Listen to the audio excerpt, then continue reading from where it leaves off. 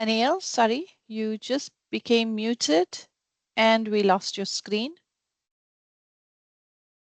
Or did we lose Anil?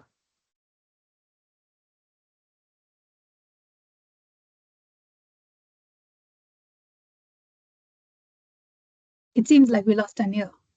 Yeah. Am I back? Am I back Oh, now? there you. Yeah. Anil, you're back. Okay. We lost I your think, screen and yeah, we I lost think, you. I think I was supposed to accept the recording and transcription, Oh, okay. and therefore it logged me off momentarily.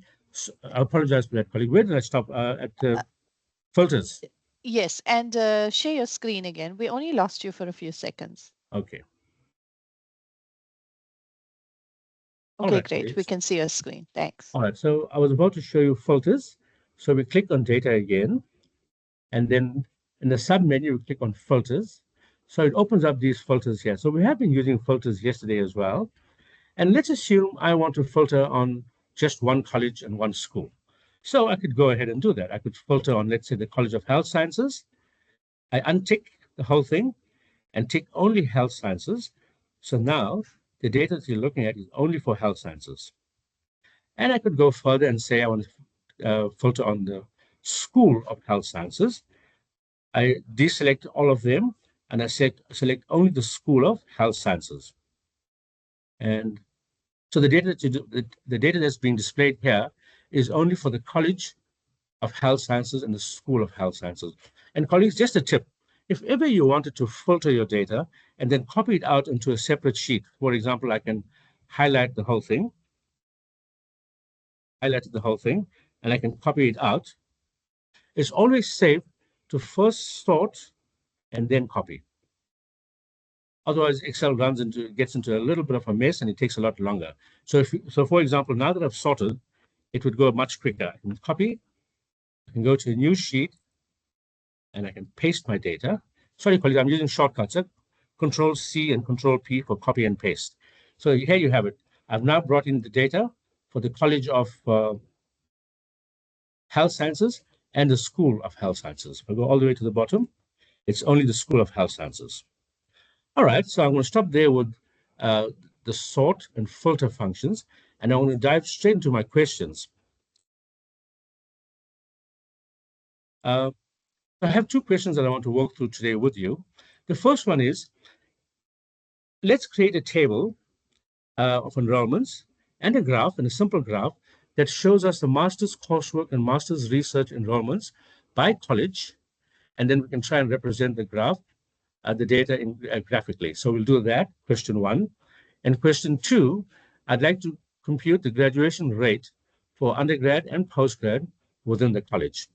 And in doing so, these are some of the features that we will be touching. We'll be looking at pivot tables, bar charts, and then I'll explain you point number one in a moment, but setting up a unique key, and I'll tell you the reason why we want to do that. This is a very powerful function, the VLOOKUP. And of course, pivot tables is also a very powerful functionality within Excel. And again, a VLOOKUP to create new measures. Okay, so to answer the first question, I'm going to use the 2024 headcount enrollments. I'll close my filters. So my filters are now closed.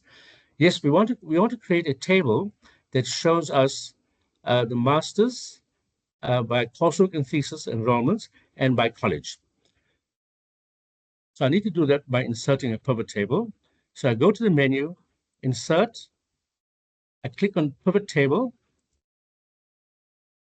It says select a table range where you want to place the data. So sorry, select the table range, but it automatically selects all my data. So I don't normally interfere with that. It selects the data automatically. Where do I want to place it? On a new worksheet. Perfect. If I'm happy with that, I'm happy with the data source and its destination, which is a new worksheet. I click on OK. So colleagues, what we have here, on the left-hand side is the pivot table that we're going to start populating. On the right-hand side, we have the pivot table fields or the columns of data. These are the same columns of data that you'll see in my data set here. Those are the columns that are appearing there. In here, you have a box where you can bring down these columns that will enable you to filter on the data. Columns, these fields, you can drag them to columns or into rows, and the measure that you want to either add or count or sum goes into your values. So let me show you what I mean. I'm going to go to student number because I want to count student numbers. So we'll bring student number in, count student numbers. There we have it. We've got 46,000 students overall. Then I want to bring in college in here because I want to see the data by college. So I'll scroll up, I find the college name, for example, bring it down to rows. So it appears in different rows. And going across, I want to show the qualification, the subcategory, because that's where you'll find your master's coursework, master's professional, and master's thesis. All right. So once I've done that, I still need to filter the data further. So I'll bring out qual-cat. So you may remember qual-cat and qual-subcat are just classifications of the degree level. So in here, I'm going to drop down the filter and choose only my master's. So there you have it, colleagues. I have your master's enrollments. These are your master's enrollments by college. Yeah, by college. So colleagues, I think the point I was trying to make here is that it takes you seconds to transform a huge data set into a simple table, a summarized table. I want to go back to my headcount enrollments. So what I've done is, you may remember when I created the pivot table, I counted student number. But what I always prefer doing, this is just a tip, what I always prefer doing is setting up or creating a new measure, which in this case, I just called enrollments, and I gave each student number a measure of 1. So I either count student numbers or sum enrollments. When I work with pivots, I always prefer summing my measure, and I'll show you why in a moment. So if I go back here, I didn't pick up that measure enrollments. So I'm going to right click in my pivot table, refresh, it's come in. So I think I would have created that enrollment measure just recently, so I didn't pick it up initially. But now that I have enrollment, which is, and each student has a value of 1, I'm actually going to remove the count of student number. I prefer summing enrollment. So it's the same data, same result, but I'm now summing it. All right. The next part of my question was to represent the data in a graphically. So we go back to here. So generally when I do graphs, Pivot does allow you to do pivot graphs as well, but I prefer transforming this into a table.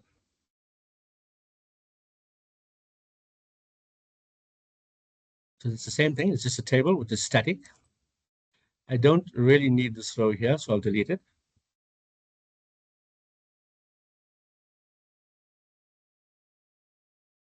That's college. I highlight the entire thing. Sorry, I'm just going to do a simple graph. I highlighted my table, insert. I go to insert in my menu, and this time I insert. Excel provides you recommended charts. Yeah, this doesn't look too bad, so I'm probably select this one here. Okay.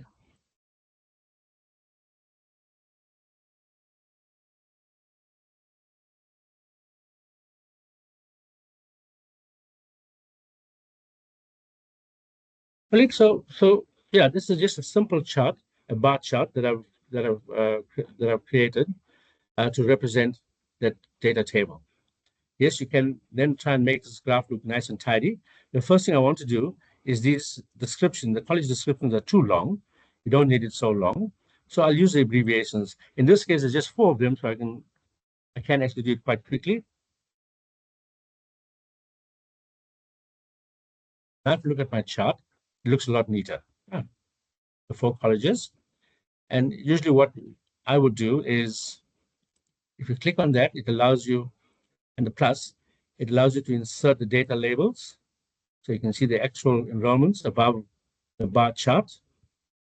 And if you've got the actual enrollments above the bar chart, then it's advisable to get rid of that on the left-hand side, the vertical axis. And it's always important to give it a title.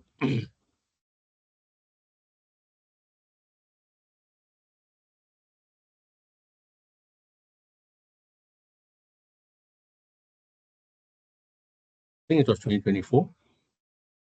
Okay, colleagues. So we've answered question 1. We've set up a pivot table. We've created a new measure. The measure, remember the measure I told you about? I prefer using a sum rather than a count. We've done that. We've represented the table by a bar chart. So now we're going to go on to question 2, which says compute graduation rates.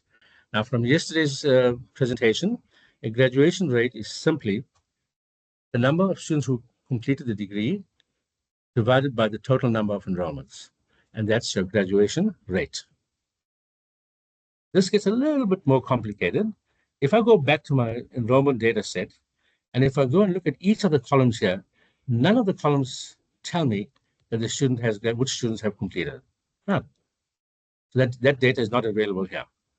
However, I do have a data set that says degree complete. So this whole data set are students who have completed the degree. And yes, we had about 9,600 students who completed a degree in 2024. So what I need to do is I need to add a column in my headcount data set, some flag or something that says that the student completed. DC, degree complete. I now need to find a way to relate these two data sets, the headcount enrollment and the degree complete enrollment. So we need to find a unique key to relate the two data sets. And the first thing that comes to mind is student number, because student number is unique. My only concern though, so in other words, if I look at my student data set, which is this one here, I need to go into the degree complete data set and find that student number. My only concern though is that I also need to make sure that I'm picking up a degree complete for this degree here, for the degree that he's enrolled for. I can't just pick up a student number, even though it might exist in the degree complete data set. I'll also need to make sure that he exists there for this degree. In the second example, it will be the Bachelor of Science in Engineering Augmented. So I now need to set up a unique key. So the unique key in this example, in this exercise, would be a combination of student number and qualification. So let's go and set up the unique key. I'm going to add a column at the beginning, and I'm just going to call this key. And the unique key, I'm going to put in a formula here, equal to, go all the way to student number,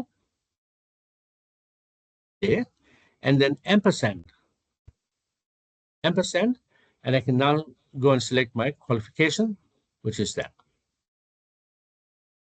Now I've set up a unique key consisting of the student number and the qualification code.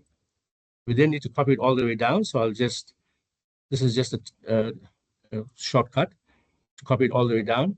And normally what I would like to do is once I've done that, I highlight the column, I copy, right click, paste special values. So remember, I put in a formula here, right? There was a formula sitting in there. I've now converted it to a value.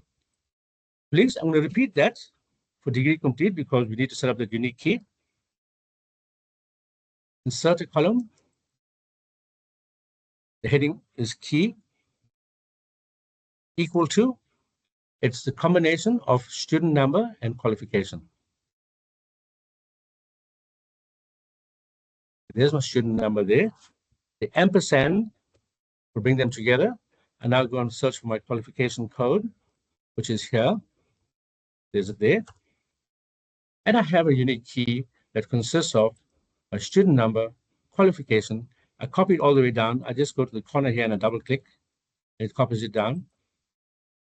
And once I've done that, I highlight that column, I highlight the column, I copy, right-click, paste values. So again, if you go and highlight any one of them, the formula is gone, right? It's now showing values. All right. Next step, I now need to relate the two. Okay, so this is a special function in Excel. So I'm not sure if you've used it. It's called a VLOOKUP function. I'm not going to try and explain it, but I'll show you how to do it. So whenever you put in a function, you always put in an equal to, right? VLOOKUP, open brackets. What do I want to find? I want to find that value, comma, where do I want to find it? I go to degree complete. I want to find it in the first column, but I don't stop there. Okay, I want to find it in the first column, comma. If I do find it, I return 1, the first column. If I've highlighted a few more columns, I could return any other column. But in this case, I've only highlighted the first column, so I'll return the first column. And if I don't find it, false. So as you can see, it didn't find the first student run. But that's okay. Not all of the students have completed. And anyone. It's a problem. Degree complete. D1. Fix your cells, Anil. Fix my cells. Yeah, F4 on your choice of on your range. Oh. Okay. I mean, here, son? Yeah.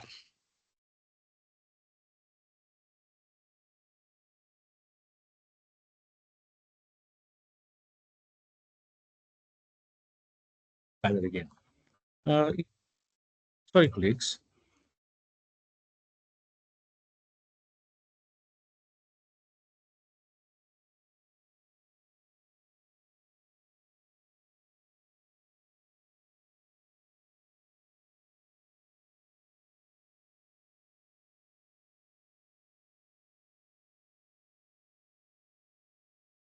It's not working. Go ahead, Indrani. Indrani? Thanks, Lovina. Anil, it's because you anonymized the student number in both the sheets, it cannot find the student. So if you had retained the original student number and you did the same process, you would have found students. No, actually, when I anonymized it, I did the same for both. In other words, if the student number was 1, I made it a 1 in the other one as well, if you know what I mean. Oh, All right. okay. Okay. Okay. Colleagues, so I'm not exactly sure. Why that didn't work. It worked for me the last time. And that is how I was able to do. That is how I was able to do that. But what I am going to do, colleagues, just for the purposes of this presentation, I'm going to delete this again, delete the whole thing. I'm not sure why that didn't work. And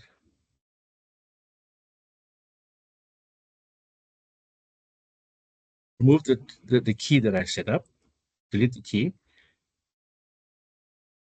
rather bring in the student number.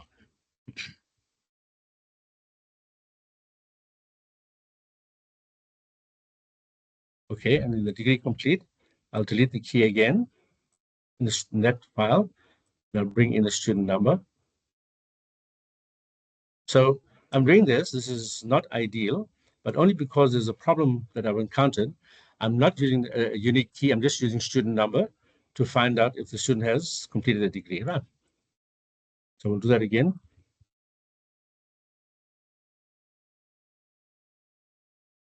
VLOOKUP, that student number, go to degree complete. I'm looking up in the first column. If I find it, return a 1, otherwise a false. So I'm now should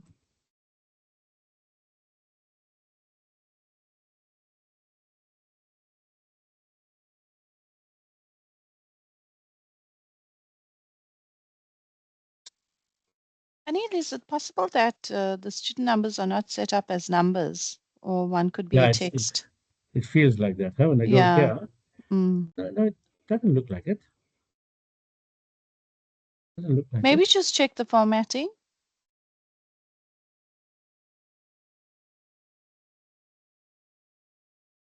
It's general. General as well, because it's going to the right-hand side. All right. Colleagues, I'm a bit stuck here because it's not finding a match. I You don't expected want find to a make match. it number, Anil, and then try it. Sorry, let me just close this file down Okay. and open up my original file.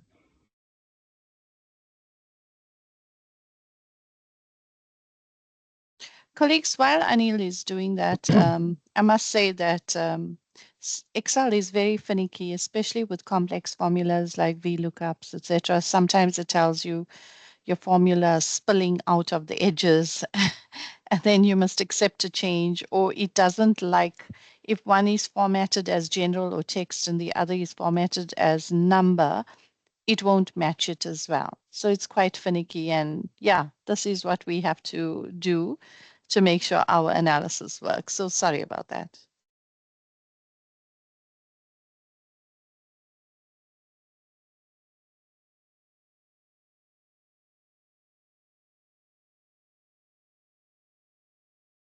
Yeah, I'm not finding any student in there. Oh, it is. Okay. All right. Maybe I didn't. Yeah, I got 46,000 rows and 9,000 graduates. So maybe I wasn't seeing it when I was Yeah, measuring down maybe here. the data was there. We Yeah. just didn't see it All right. until you did the filter. Okay, colleagues, what I've done is I've used the VLOOKUP, as you can see here. I'll do it one more time because I was panicking a little bit. Let's start again. VLOOKUP equal to VLOOKUP. The value I want to look up is this unique key that I set up, comma. Where do I want to find that unique key? In the degree complete file, I highlight the first column because that's where I want to find it. And if I find it, comma, 1, return the first column, comma, false. Comma 1 means it returns the first column. And then I copy that all the way down. Okay. Initially, I thought they all were NAs, but if I turn on my filters and I go and look at my data, I am finding that I have found quite a few students. All right. So now that I've found students and it's sitting as a formula, I would like to just turn it into a value. So paste special values. And the reason why I like working with values, it works quicker. If you've got formula in there, it might slow down the process. And then the next step I would need to do is get rid of the NAs. I don't want the NAs.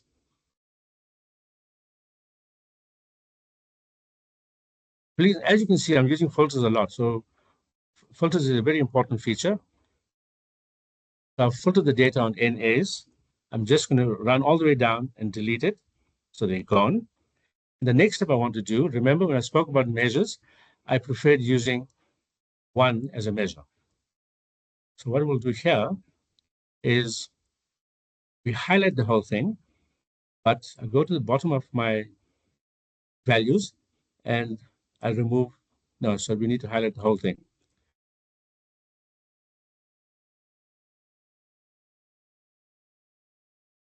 Highlighted everything, but I'll undo the blanks. We're not interested in the blanks. So I have that. And then I go and just give it a value of 1. All right, colleagues, so now I've got it. So now what I have is I have an enrollment data set, and I have a flag or a measure that tells me if the student did complete in 2024. Well, the next step, as you might guess, is we set up a pivot. Insert a pivot table. The source data is picked up automatically on a new worksheet. Okay. I want to look at enrollments and graduates, and then I want to calculate graduation rate. So I drag the enrollment, which is a measure, down to the values. So I'm summing enrollments. I go and look for my new measure I created at the top, the DCs, which is also sum of DCs. So you can see it's looking better here, 9,500 DCs. It's found 9,500. And I want to do it by college. So I'll bring down the college name. All right, colleagues, so here you have it. And I can even do undergrad, postgrad as well if I wanted to. Undergrad and postgrad, bring that down into my rows. So this is a default pivot. I usually like the classic pivot, so I normally click in it, right-click, pivot table options, click on display, and click on classic pivot. But if you're using pivots, you'll play around with it and you'll sort of get used to it. The sort, I want to see my undergraduates first, so I'll just click on that and drag it to the top. So I have my undergraduates and then my postgraduates. And now we need to calculate the graduation rate. So there's one of two ways we can do that. I could just bring that out of the table, just maybe put it there at the table, and then I could put in a formula that says your degree complete divided by your enrollments, and that will give me my graduation rate. And I can format that into a percentage, and there you have a graduation rate. Right.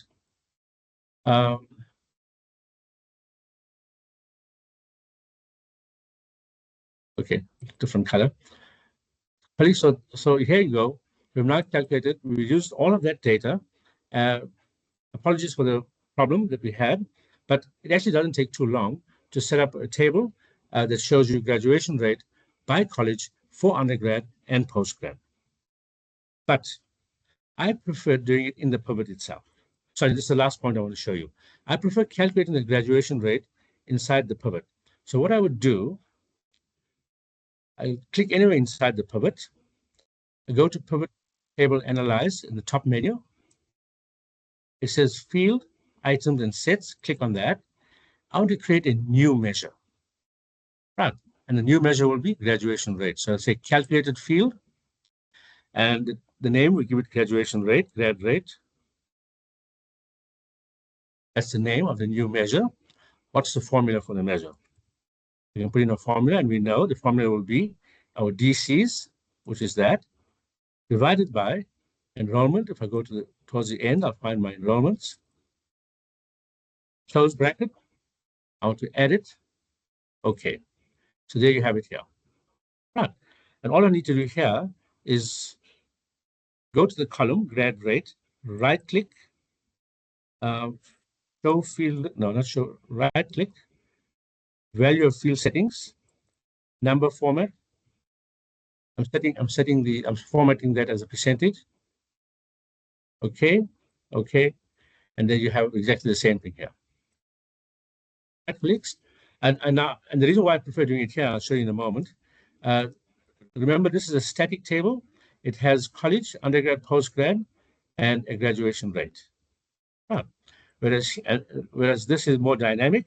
If I want to change this filter, let's assume I want to see more detail in terms of undergrad and postgrad. So I right-click, show field list. I also want to see the qual caps. So now I can bring in more columns, and it still maintains the graduation rate for each of those different levels. All right, I'm going to stop there. Thank you very much for watching this Excel presentation. I think we've answered questions. We've answered both the questions. Yes, we did. Yeah. So colleagues, I know, again, data overload probably is what you're feeling. But do any of you have any questions on what Anil demonstrated thus far, either on the pivot, the filters, the graphs, putting in percentages? A lot of this comes with practice. You have to use these formulas until you become more familiar, like shortcuts like Anil mentioned, Control-C for copy, Control-V for paste, etc. Does anyone have any questions?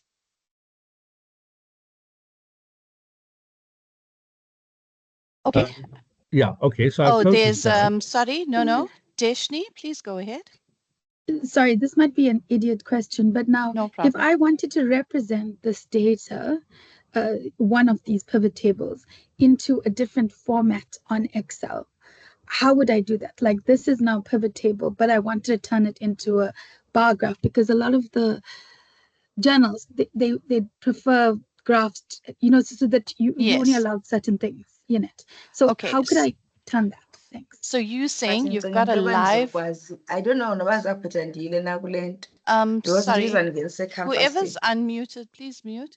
But yeah, Anil Deshni is saying she wants to work from a live pivot to create a graph. If you can take us through that again, please. And maybe do the grad rate without the qualcat. Okay, so if I've got that, I want to insert pivot table. All right, let me just go back to my head count. I want to insert. Ashwin, how do you do a pivot graph?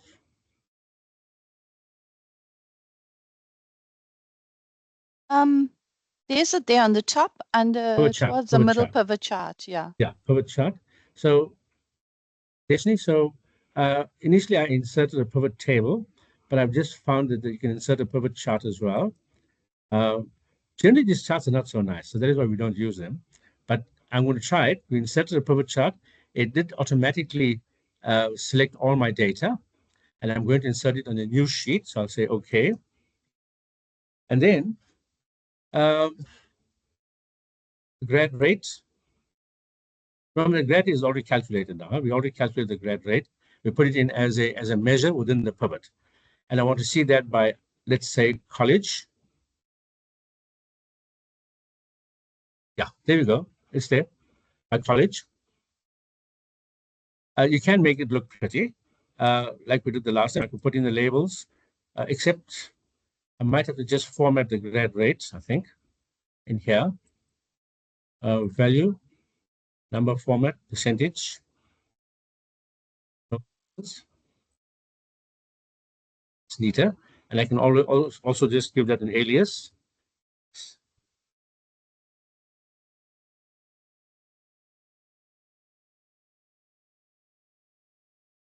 And if you've got the values being displayed, you don't need the vertical. Yeah, so there you have it. And if I bring in additional fields, it does get a bit clumsy, but let's just bring in Yeah. No, just bring in the undergrad, postgrad. Yeah. Undergrad, postgrad.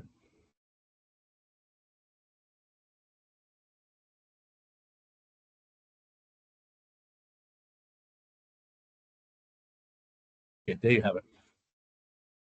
Thanks, Anil. So, colleagues, I think what Anil demonstrated earlier was where you have the pivot table and you can develop the graph after you've developed the pivot table, once you are happy with it, etc. Here, he's gone straight into the data, inserted a pivot table chart, and then it automatically develops your table and the graph, and you can play around with that. So he's given you the two options. Yeah.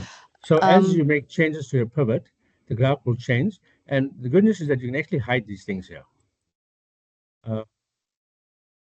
Field hide value field buttons or something. Yeah, you can hide them. So your graph doesn't look clumsy. See, I've hidden all those extra buttons. Yeah, and then you can color your undergrad separately or your postgrad Yeah, separately. you can do that as well. You can color them separately. Correct. And then Anil, just show them the classic pivot table display, because that pivot table now looks, all at once. I think it might change the color of the graph. Yeah. Then so I click inside the pivot, right click, select pivot table options. Here you can select the different options. I work a lot with pivots. I always click on error values, show a blank. I unselect that, auto fit columns, and I go to display. I select my classic pivot. I prefer that one. And there you have it, Yeah, so your display is just neat. Yeah, I think that answers that question. If there's no other question, then we'll move on. Thanks, Anil. Yeah, okay. Thank you, colleagues. Thanks, Navina. Let me just close this whole thing down. And now we're going to go into Power Heater. Colleagues, have anybody managed to come to the screen here in Power Heater by clicking on that link? So I think let's ask the question. Yeah, maybe let's ask the question. Who's having difficulties logging into Power Heater? I've reshared the link for it now. Again, just note you might have to have Global Protect on if you're not connected to the university LAN. Yeah, so if you're having issues connecting, maybe just put your hands up and we can try and just troubleshoot what's going on.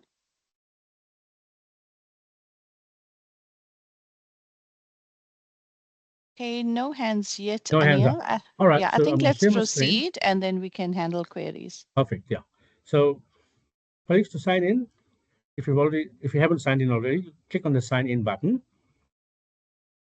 You enter this is your LAN username and password, your AD login.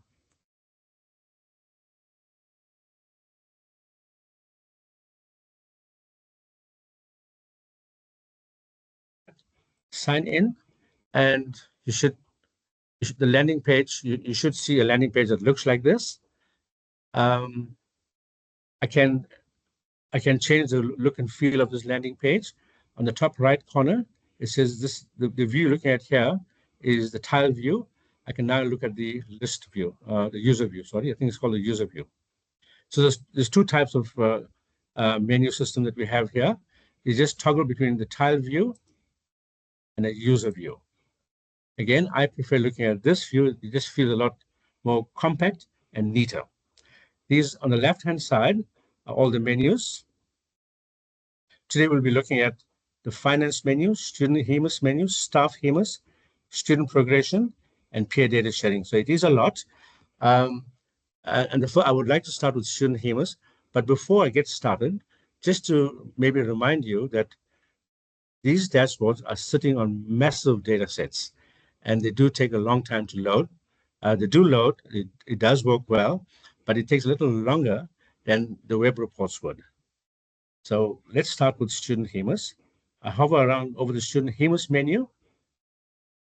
So I think the whole idea was, if you logged in, I'm hoping that you can also work with me, also do exactly what I'm doing. I can go at a slower pace, just so that you get comfortable using one. You don't have to do everything that I do, but just to get a bit more comfortable with navigating the Power Heater platform.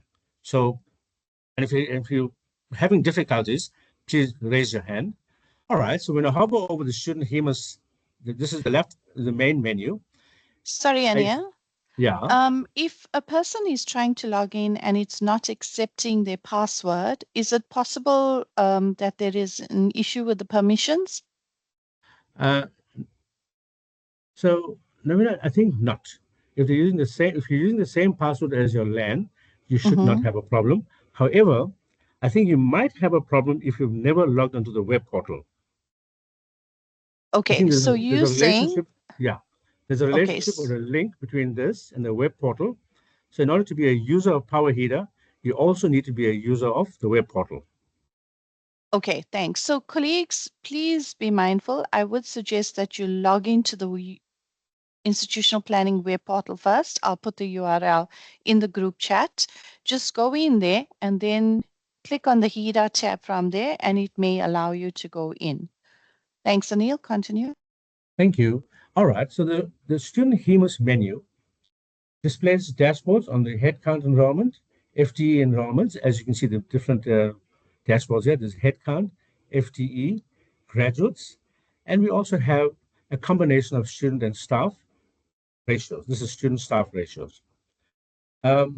Within each of these dashboards are predefined dashboards, smaller dashboards, and we're going to look at them now.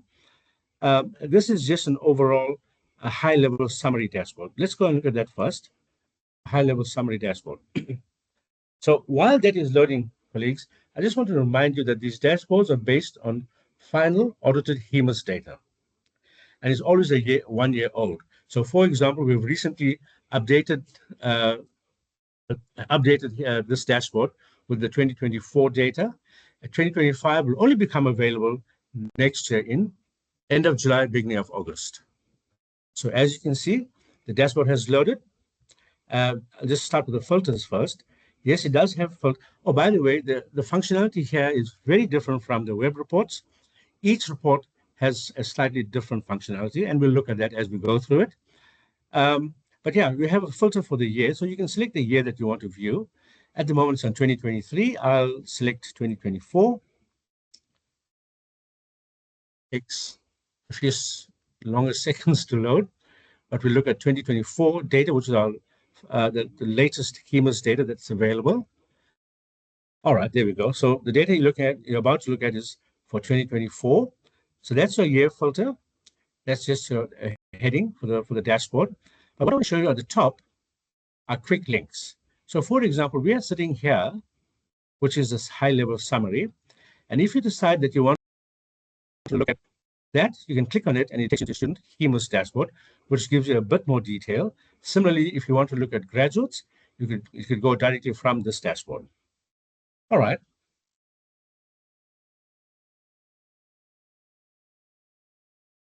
I just want to mention something about HEMOS, which I might have mentioned yesterday as well. The Department of Education uses this data, this HEMOS data, especially the FTE enrollments and graduates, together with the research data to calculate the university's subsidy. So just keep that in mind, huh? It uses this data, the very HEMOS data, to calculate our university's subsidy. And we will be looking at subsidy later in the day. All right. So much of these, I'm not going to spend too much time on them, just so that you know they're here. And if you want information at a high level, you are welcome to go and have a look at it here. These little dashboards were designed based on the Department of Education's key indicators, except for the first one, which is by college. So we have qualification enrollments by college. And then these are the key indicators that DHET uses to measure the university's performance. It uses the major field of study. So you have enrollments by the major field of study. Yes, they do look at our undergraduate, postgraduate enrollments because we're supposed to be increasing postgraduate enrollments. And as I scroll down, they look at scarce skills. And these are the areas that DHET has identified as scarce skills. For example, engineering, health, human health, life and physical sciences, and teacher education.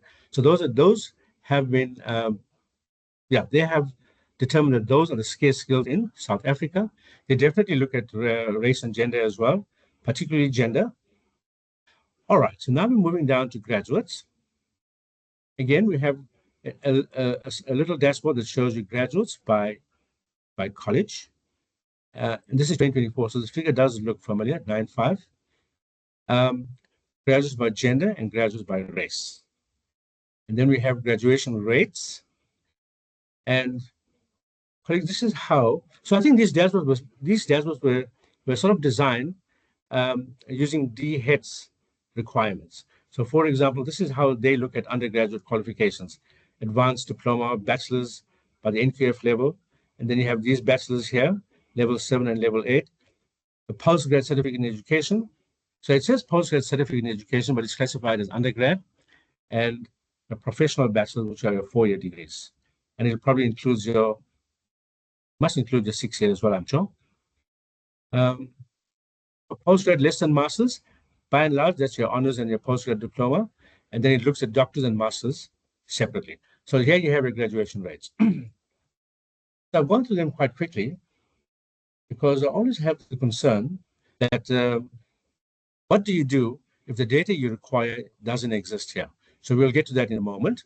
Let's go and have a quick look at this next dashboard. Oh, colleague, by the way, these little dashboards here, we call them the little dashboards. It actually has a name. It's called widgets. So the little dashboards are called widgets. I'm going to select the HEMOS headcount.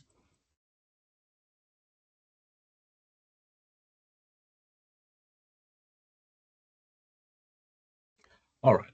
So again, here we're looking at a trend analysis, and we've selected 5 years of HEMOS data from 2020 to 2024. And the first widget shows you total headcount enrollments, that's the blue, and your first-time undergraduate, your first-time undergraduate headcount. And again, colleagues, remember, first-time undergraduate, very important. If we're outside the 2% variance in terms of this figure here, we not only get penalized, we actually get fined as well. Going forward, again, similar dashboards like the one I've shown you, except you're now looking at over a 5-year period, your undergrad and postgrad enrollments, a table and a graph. We did include one by college, enrollments by college, your race and gender, your scarce skills, and your major field of study. Right. So again, those are just very high-level dashboards. The only detail we go down to is as far as college. So we'll be spending a lot of time on these reports here, but we'll get to that a bit later. And then this is just a table again showing you enrollment, the total enrollments, your first-time undergrad, overall postgrad, and of course occasional. Occasional are your NDPs. The only Anil, difference just here, pause. Sorry, yes. just pause. There's a question. Deshni? Hi, I'm so sorry, but I might have missed something, but when I try to go to the HEDA system, I can't get these things that you're getting because maybe I went onto the wrong one. No, I mean, I there's get onto the only one. HEDA dash. Right. I got onto the dashboard, and mine says comprehensive student FTE numbers and all of that stuff. But yeah, this went just too fast. Okay, Sorry. let's go back to the dashboards. Anil, and I think Nelly Shapley has also said she's got into HEDA, but there's no dashboard. So yeah, just take them through that. Okay, were you able to get to this point here? Yes. Okay, and then I clicked on student HEMAS. So colleagues, just if you pause, if you go, Anil, next to the red Power HEDA, you'll see HEDA Explorer and dashboards. So Anil clicked on dashboards. And when you click that, then you get this view. So Deshni, I got on the dashboard, I gotten onto the student HEMAS, but I literally didn't know which one of the student, the orange one, the light orange one, or one of the blue ones, which one did he click? Because I got lost after that. Sorry, my apologies. So, yeah, so just go what a bit I had slower. done, I had actually clicked on the first one. So remember, there's five dashboards here, right? There's 4, 5. So I clicked on the first one, and that gives you a high-level summary of enrollments and graduates. It'll open up in a bit. Remember, there's 5 in here, huh? So when I went in there, now what we have are quick links. So there's the one that I'm in at the moment. There's a second, the third, the fourth, and the fifth. So instead of going back and choosing another dashboard, I went to the quick link and I selected, and you can do the same as well, student HEMAS headcount. The headcount. Thanks. I missed the quick link because I was like going backward and forward and losing things along. But I'm happy to hear that you're online. That's great. So I was right at the bottom of the screen, and we said we have this table of data that does your enrollments by college, and we've added in school as well. So if I click on the down arrow on the right on the left-hand corner, it brings up the school. So these are the school, and colleagues just a bit embarrassed because we loaded the 2024 data and there seemed to have been a bug. What's happened is it should have returned these codes, school codes, or the school abbreviations, but it seemed to have returned those two, which is really not correct, but it's in the process of being fixed. So for example, engineering, School of Engineering should actually be sitting in here, and it should be sitting in here. But because for some reason, it brought in the description, this has gone slightly out, but it's been fixed. It's been reported and it's been worked on. All right, so that's our head count. So I'm going back to the quick links. So I've shown you an overall summary, and that's mainly at the university level. I've then shown you the HEMAS headcount enrollments, and yes, the table at the bottom allows you to view the data by school. I now want to skip the FTEs and go on to graduates. So I'm going to click on graduates.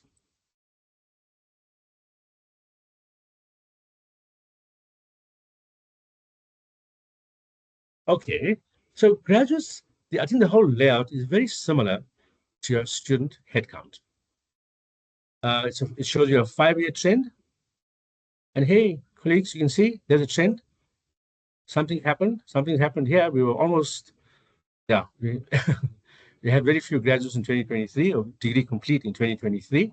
So it shows you overall graduates. It splits that into undergrad, postgrad, and then the various qualification levels, like you have your masters and your doctors. It does it by college, race, gender, scarce skills, major fields of study, and it shows you your graduation rates. 2023, there's been a slight dip in graduation rate. Yes? Thanks. Anil, Ashwin would like to add something. Yeah, okay. Thanks, Anil. Colleagues, just want to just remind people, right? Remind the colleagues. So the HEMUS data, for example, 2024 has been reported in 2025 July. It includes graduates from at least two ceremonies, the September of the previous year and the April-May of the 2025 ceremony. So there's two graduate ceremonies in one reporting cycle. So that's where this data may differ from your degree complete for a year, etc. So we just need to keep that in mind. Thank you, Anil. Thanks, Ashwin. That's very, very important. Thank you very much. All right, colleagues. So again, the last dashboard is a table that allows you to view the data by college and school. Right, so you go to school going down, and again, there's that error that we will fix. But yes, you can view your data by college and school. I'm very disappointed with that error. It came up just on my training there. Okay. Yeah, Ashwin, thank you very much for that. I do have a note here that I was going to mention about late graduates, but you've said it. That's great. And colleague, I did mention. Yeah, Deshni is saying that the data for School of Health Sciences is incorrect because it's showing no graduates in 2024. And again, it is because of that issue. So you'll see there's SHS, School of Health Sciences, that are showing 0. And then below that, it's School of Health Sciences that have the graduates. So again, it's that bug that Anil has explained with the old new school change that we are troubleshooting, Deshni. Thanks. Oh, you mean for 2024, Navina? Yeah, it's showing 0 here, Deshni. Yeah. Against the code School of Health Sciences, but it is coming up against the description School of Health Sciences. So these figures here should have been reflected in there. Thank you. Thank you for that. Yeah, it's a bit embarrassing that there's a bug on the day of my presentation. I did report it already. All right. Yeah, and I did give you the definition of scarce skills, or I did mention to you that is determined by the by DHEAD. And basically, it says scarce skills refer to areas in which there's a shortage of qualified and experienced people due to the unavailability of such people, and so on. Right. So they designated as scarce skills. Colleagues, so I've now shown you the headcount and graduates. So we're now going to go into the more detailed data, have a look at that, and then we'll come and look at student FTEs. This FTEs gets quite complex. So let's do the headcount and graduates. So the reason why I want to show you this, and I really encourage you to start using it. And when you do start using it, you're most welcome to schedule time with myself or someone in our department to help you go through it as well. And you'll see in a moment, right? So I'm going to use a quick link, and I'm going to go back to the headcount because that is where the link was. The link to the underlying data. And the reason why I'm encouraging you to use that is it might be the case where our predefined dashboard doesn't meet your data requirements. You want to do something slightly different. So then you need to go down to the underlying data. And this is where you'd obtain the data from. So we have two links here. It takes you to the same data. I always encourage you to use the one that says Excel. Click on Excel, and it's downloaded an Excel document. There's it open in the top right-hand corner. Student headcount enrollments and graduates. Click on that. All right, colleagues, so all the data that you're looking at, the underlying data, is now going to show up in Excel. Before I enable it, I just want to make this smaller because it's a bit of an irritation. Make that a bit smaller. Okay. And then the data will only start coming through when I enable content.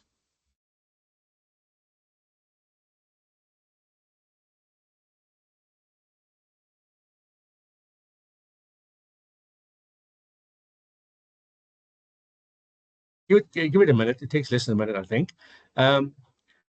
Colleagues, so if you go down to this level, if you use Power Header down to this level, it's great because it allows you to customize your own reports. Whereas the dashboards that we put together, as I said, are predefined, and they don't show you too much of details. It's at a high level. While this is loading, I want to demonstrate a few examples. I want to do maybe undergraduate, graduates in College of Humanities by school for the last 3 years. So colleagues, we've just only recently looked at pivot tables. This is exactly the same. So pivot table in Excel, but it uses your HEMIS data. All right. I've just reduced that to what it looks like now. What I want to maybe mention here is that the first one are your measures, and your measures go into your values. So if you're summing or counting, you grab it from the measures and you put it into values. The second, I don't know what you call this. The second, I don't know what you call this actually. What report detail, that can go into your filter, your row, or your column. So let us take everything out and start from the beginning so you can see what goes on.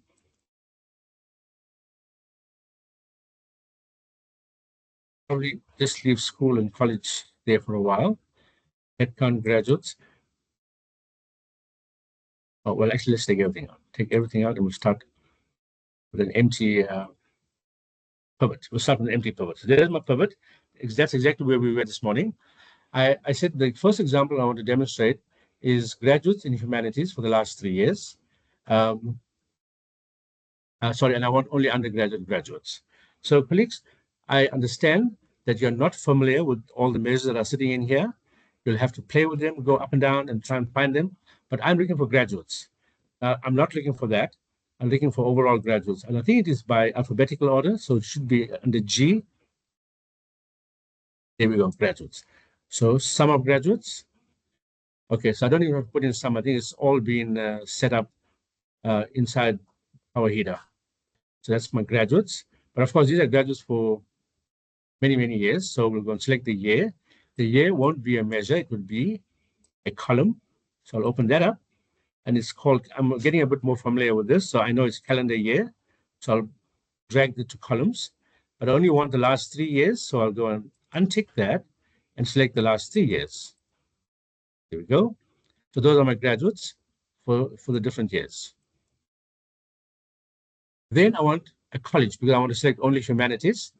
I'm going to look for college. You can even type it in here as well, college. So I can see that the college code, the college. Oh, very important, colleagues, very important. I just remembered it now. Remember in the old structure, up until 2024, we have enrolled students in a college and a school, and that school had to be calculated for the student every year based on his majors and based on his combination of subjects that is taken. Are you with me, colleagues? We had to calculate the school. So you might get, as an example, a student who's doing the Bachelor of Arts in 2024, but because of the combination of his subjects, he might be shown against the School of Social Science rather than the School of Arts. In first year, for example, or second year, he's probably doing more subjects that comes from social science rather than arts, so he will be shown against the School of Social Science. So please keep in mind, for the enrolled students, the school had to be calculated every year based on the students' combination of subjects or based on the students' majors. And that applies only to those qualifications, those that apply to generic qualifications. The specialized qualifications were handled differently. Now, let's think about the same example, the Bachelor of Arts, Bachelor of Social Science, because those are generic qualifications. When that student graduates, we also need to calculate the right school. But this time we calculate the school based on all of his all years that he registered, not just the current year. So as a result, in 2020, let's say he registered in 2024 and he completed in 2024, it's very possible that the school for his enrollment will be different from the school. So when we report graduates, like I'm about to do now, I need to select the grad college and the grad school. So I can see that the grad college there, so I'll bring that down. Colleagues, if you're a bit confused about what I just mentioned, please raise your hands. And there should be a grad school as well. Yeah, Anil, maybe if I just explain it a Yeah, different please, way. please, yeah, please, Thanks. yeah. So we frequently get students enrolling or registering with one qualification. So they could have registered for a Bachelor of Social Science. And in the second or the third year, they might change to a Bachelor of Arts. It could be because of their majors mostly fall in the School of Arts, or for some other reason. As a result, the graduating school will be the last school for which they were registered and graduate from. So then it will show you what Anil is saying, that the graduating school and the enrolled school will be the School of Arts, but it will show just you only registered there for 1 year. So it's not that the student did a 3-year degree in 1 year, it's that they were registered in a different school for the first and or second year as well. Thanks. So Navina, so let's do it here, right? He's doing a BA degree, and we're saying in 2022, 2023, and 2024, right? In the first year, he's doing modules that belong to arts, arts, arts, and one in social science. In the second year, he's doing modules that belong to social science, and arts. And let's just say law or something like that. In the final year, he's doing arts, maybe arts. He's doing one more in law, another 2 in arts, because that's his final year, right? So the school, because he's doing most of his subjects in arts, he'll be reported against the School of Arts. Here, in the second year, most of his subjects were done in social science. He'll be shown against the School of Social Science. Here, and this is for enrollment, we've got 3 arts, so he'll be shown against the School of Arts. So these are enrollments. This is for his enrollments. But when we do grad, we look at all of them, look at the whole thing, and we count. We say we've got 1, 2, 3, 4, 5, 6 arts. You've got 6 arts, and maybe fewer social science and fewer some law, 2 laws. Then in this example, he'll be shown as a graduate against the School of Arts. I think what's important, the point I'm making, when we look at his graduating school, we actually look at all his years of registration.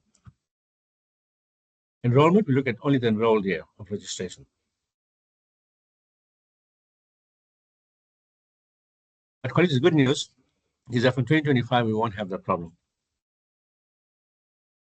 So here it is, my first example. If you're still unclear about the differences between school, we can talk about that further. But for now, I'm saying that when we're looking at graduates, we display the grad college and the grad school. And yeah, so this table wasn't in any of our predefined tables. So we had to do it using this power header pivots. Let's do another example. Rates for college and school, note that the school to enrollment differs from that. So if you want to do graduation rate, let's just say I want to do something similar to this, but then look at graduation rates rather than actual graduates. I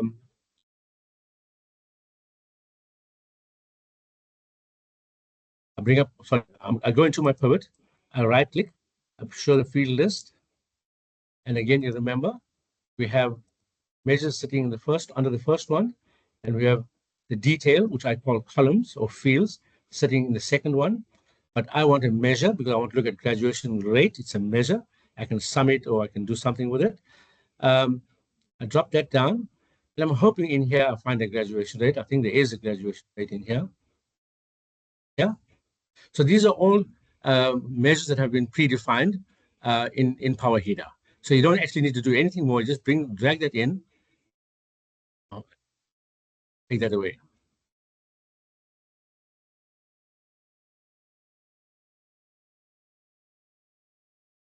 So that's looking quite odd. I think it's because they're showing it all against the School of Enrollment.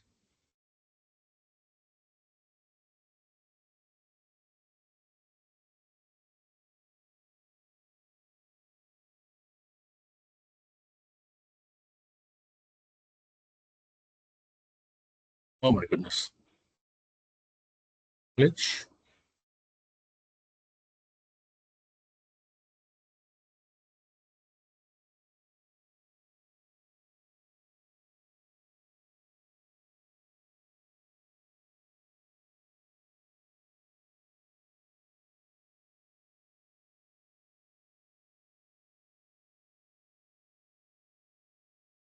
The graduation rates here are shown against the enrolled college and the enrolled school. And actually, I had a discussion with Shamim yesterday. I think we need to have a discussion back in the office about how do we actually reflect graduates and graduation rates in terms of school. But this is a graduation rate, the College of Humanities by school. All right, colleagues, I've shown you. I'm going to close this down. I've given you an example. Yeah, we can do many things in here. Uh, let's just say I want to look at enrollment, but I want to look at it differently.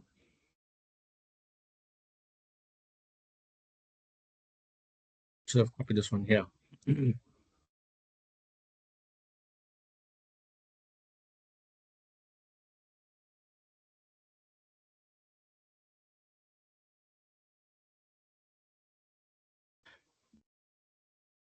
So now I want to just remove the graduation rate, bring in headcount again, headcount enrollments, and you want to view headcount enrollments, let's say for the College of Health Sciences. The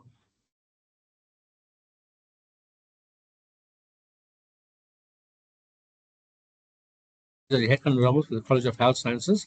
There's just one student sitting in 2023 against the admin office, not sure what that is. And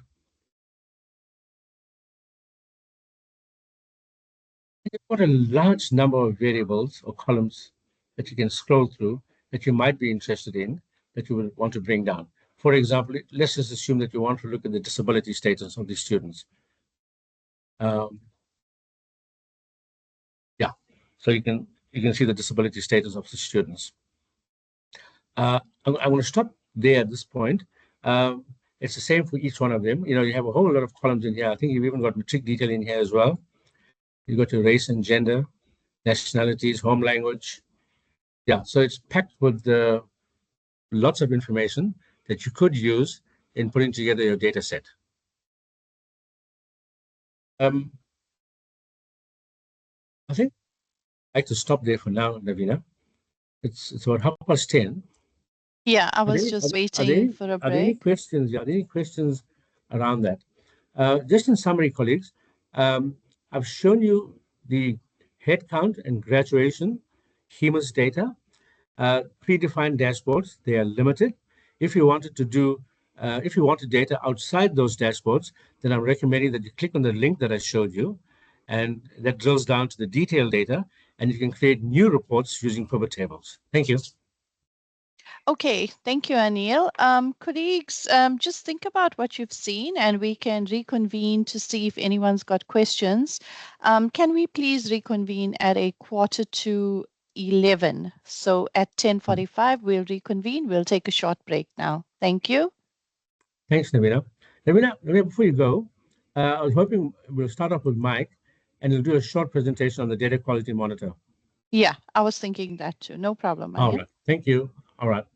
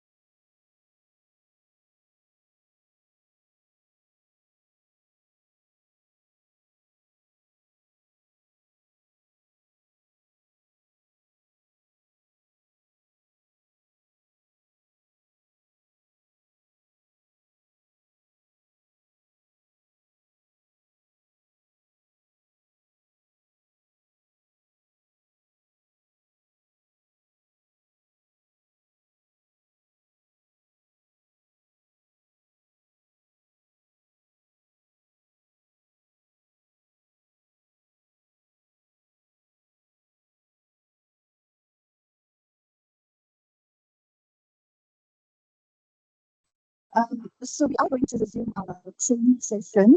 So far, for those who've joined us, Anil started the presentation today with a demonstration on Excel and continued by taking us through some HEMIS power heater dashboards.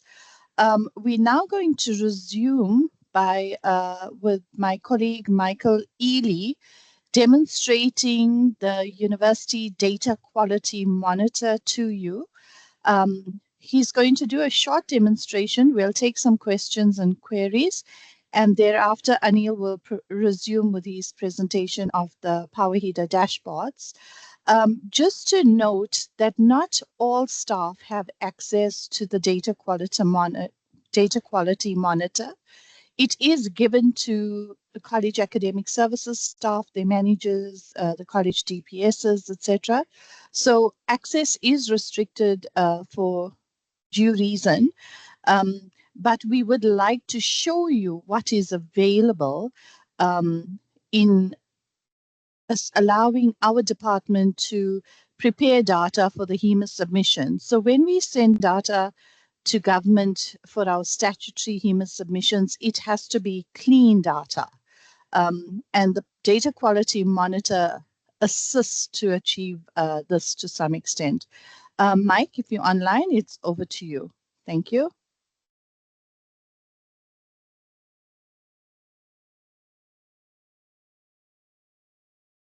Yeah, good morning, everyone. Hi. So I'm going to just do a very high level kind of overview. Data quality.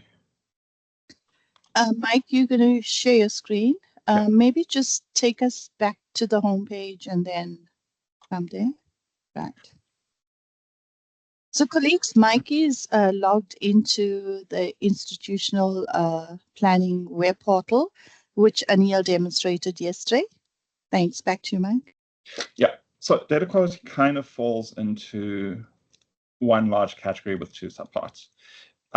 It represents cases where the data we store on our database about students, staff, rooms, whatever, doesn't actually match what's going on in the real world. The student will have an ID number of 1, 2, 3, 4, 5.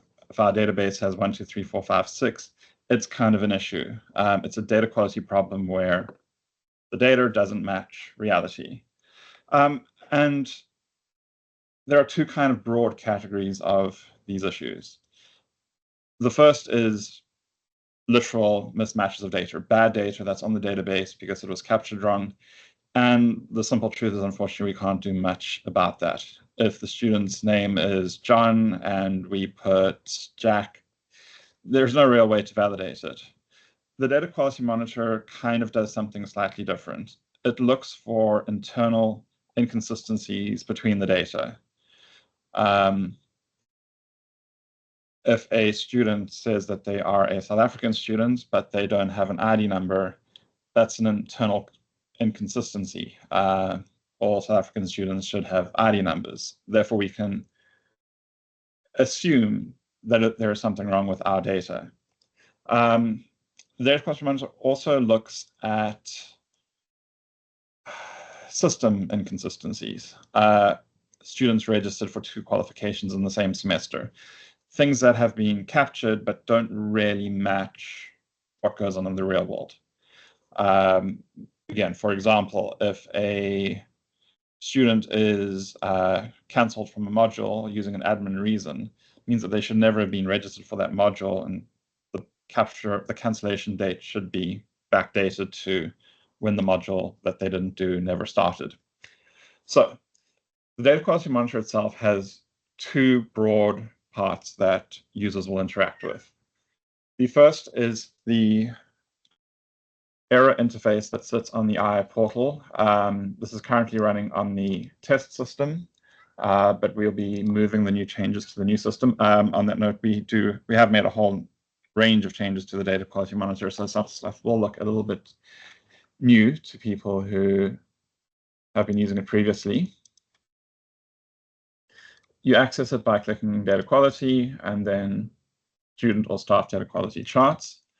Again, users will only have access if they have requested it and if it is in their job responsibilities. We don't really expect academic users to need access to the data quality monitor, for example. Once the data quality chart loads, it's broken down into a set of broad categories. Previously, it was based on system categories. Now it falls more specifically into categories of who is responsible for fixing the error. And from the bottom, you can see we have undergraduate students.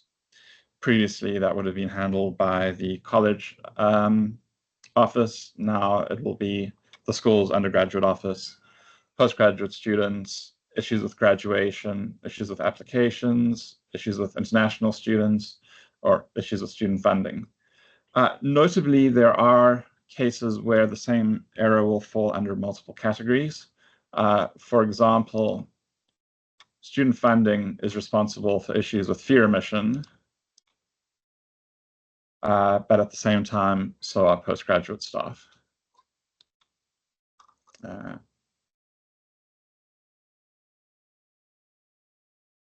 Yeah, as you can see, fee remission falls under both categories. Once a user clicks on a specific category, and it would be their specific category, they're not responsible for cleaning data that falls outside of their purview. They will get the second tier categories of errors that they're responsible for. So since I clicked on postgraduate students, we have issues like high degrees, we have issues with capturing of students' PSEs, we have registration issues, major issue, module, fee remission, and so on. Clicking one of these errors brings up the actual, or clicking one of the categories of errors brings up the actual list of errors. And these are the things where we've identified a potential problem. For example, students who have generic country codes, countries in Africa, whereas we don't use those anymore. Or ID numbers not in the correct format. ID number has to have 13 digits. If it doesn't, it's an issue. At this point, you can click on the error itself, and it will load in and give you a data grid. However, this is really only good for small numbers of errors, where you only have 7 problems. Generally, we recommend staff to use the export function. Let's just go back. What else does this do? We have filter options. Here, you can filter down the errors, again, to the specific context that you're responsible for. So we can filter on the college, we can filter on the school that the student is attached to. We can filter down to their campus, undergrad and postgrad, though this is very much for things like application and graduation errors. We have the ability to exclude errors, and I'll jump to that just now. Qualification types, and a new option we have is error severity. Each error is graded on how much trouble it's going to cause the institution. We have humus fatal errors. These would be errors that have to be fixed. Warning errors, severe errors not related to humus submissions, and then just warnings. Yeah. So let's say we have a humanities staff member, and they're in the School of Arts. This will then be their list of errors for the year. And we can click export. It will download, and you get a useful Excel document that you can use to determine what needs to be fixed. Again, this has the details of the error description. We have the severity of the error. We have issues about the student, the year that the registration year for the student, campus college student qualification type. A new addition that we've made to the system is adding in a details column. So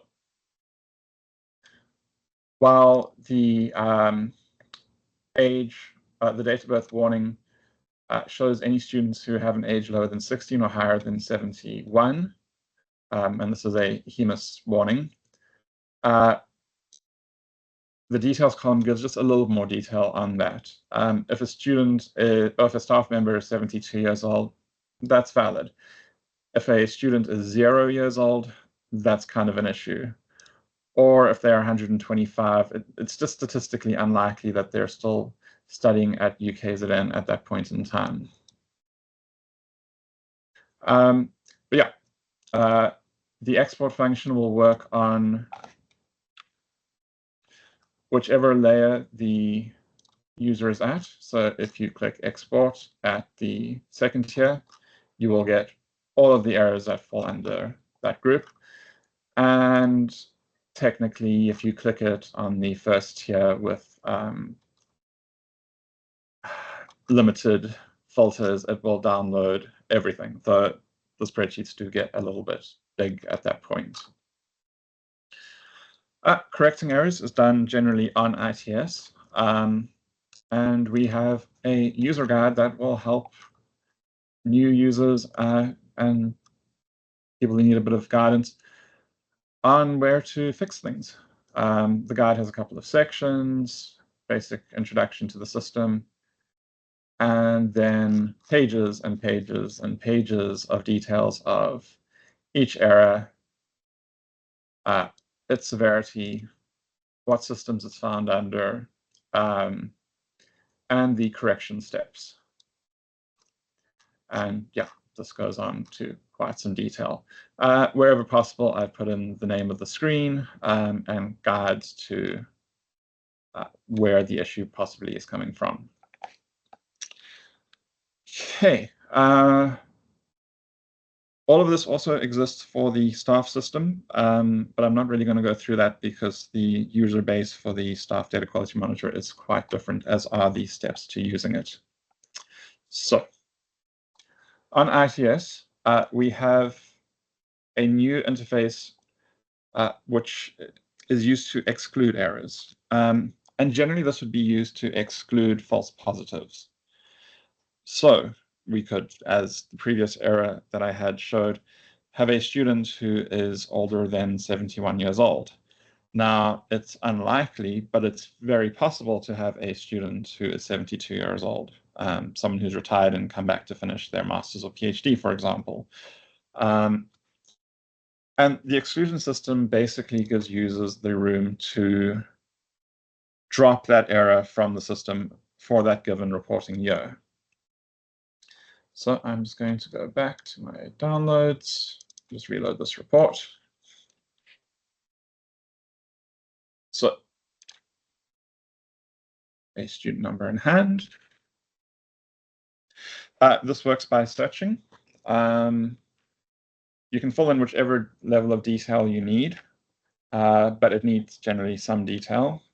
So here I'm just giving it student number and year, but it can, yeah, obviously be whatever is needed.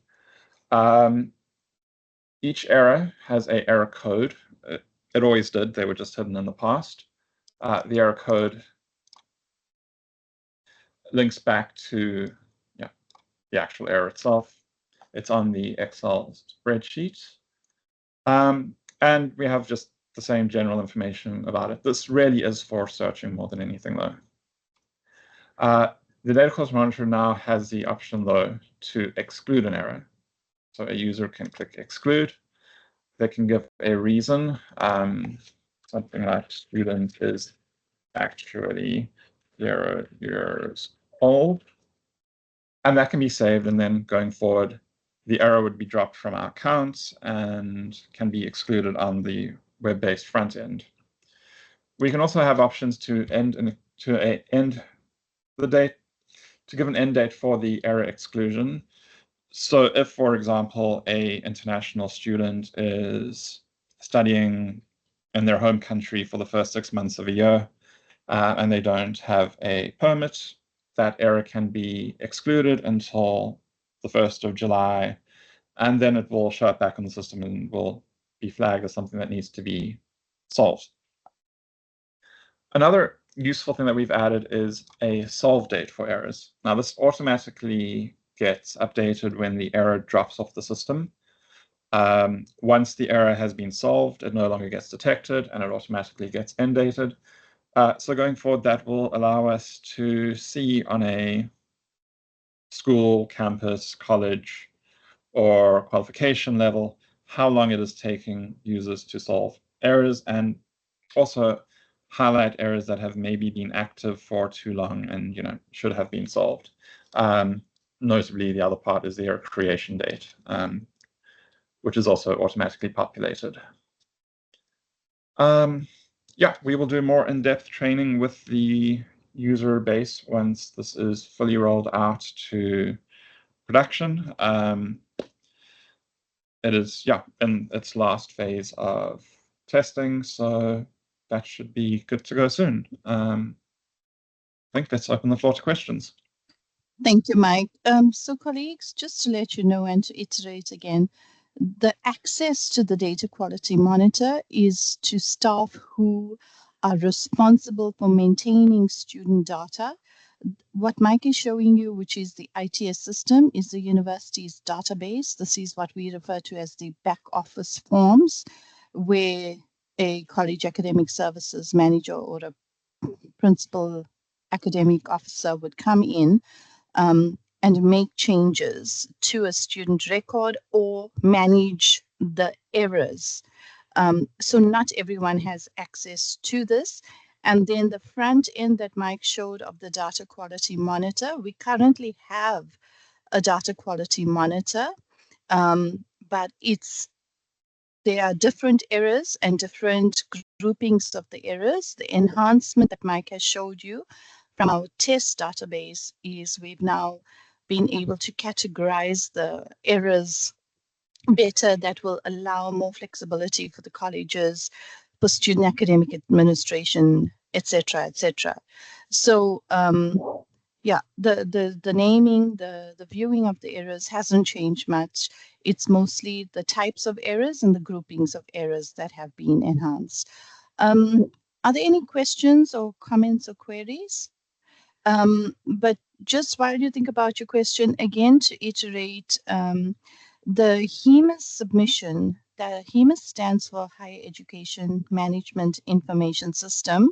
And this is the format in which government wants every institution to send their data to government.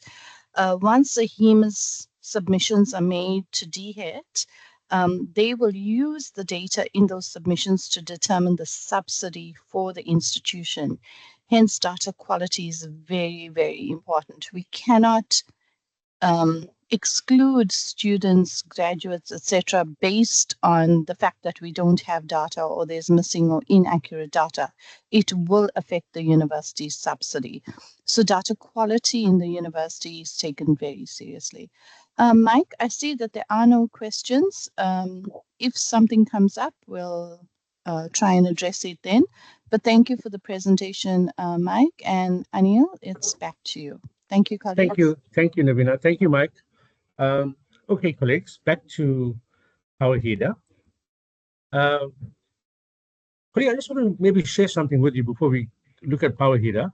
This is the web portal, and we do have a link here that says header.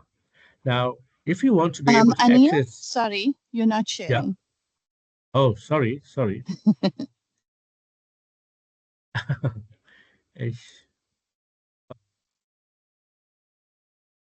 Okay, we can see your screen now. All right. Yeah, I'm looking at the home page, and on the left-hand side, we have on the menu we have header. That's Power Header. If you need to access Power Header using this link here, then you would need to write to me, and I'll set you up. Otherwise, you can access it using the web address that Navina and I sent to you. Okay, colleagues, maybe just to emphasize that the student and staff HEMAs have predefined dashboards, but they also have a link that takes you to the underlying data, like we saw just now with the head count, student head count. So each of these HEMAs dashboards, you can click on the link. It takes you to the underlying data into Excel, and you can create new reports from that. So the next report we want to look at, or the next set of dashboards, is the student HEMUS FTEs, the student FTEs. While that's loading, I just want to tell you what FTEs are, if you don't already know. It applies to staff as well, but let's take student. FTE is full-time equivalent.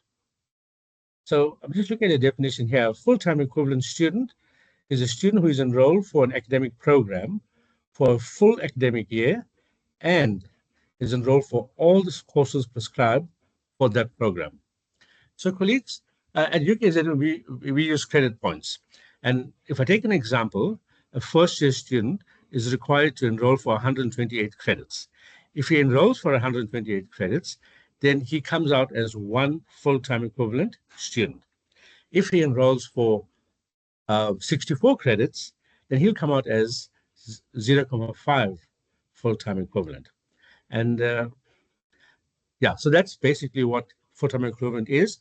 But I can assure you that the calculation of FTEs are very complex, and it gets even more complex with research qualifications, like your master's research and your PhD. So they're very, very complex. But by and large, that's what it means, you know.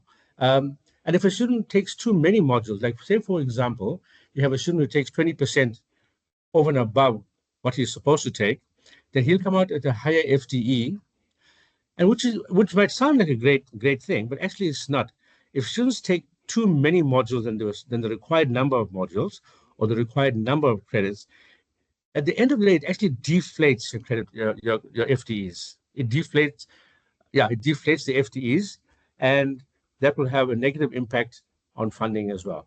So it's just so important that students register for the correct number of modules per year. Anyhow, straight into the dashboards. So we have at a university level, we have our student FTEs, and we have these little widgets. We have several of them, just variations. The first one just looks at your undergrad and postgrad and your overall FTEs.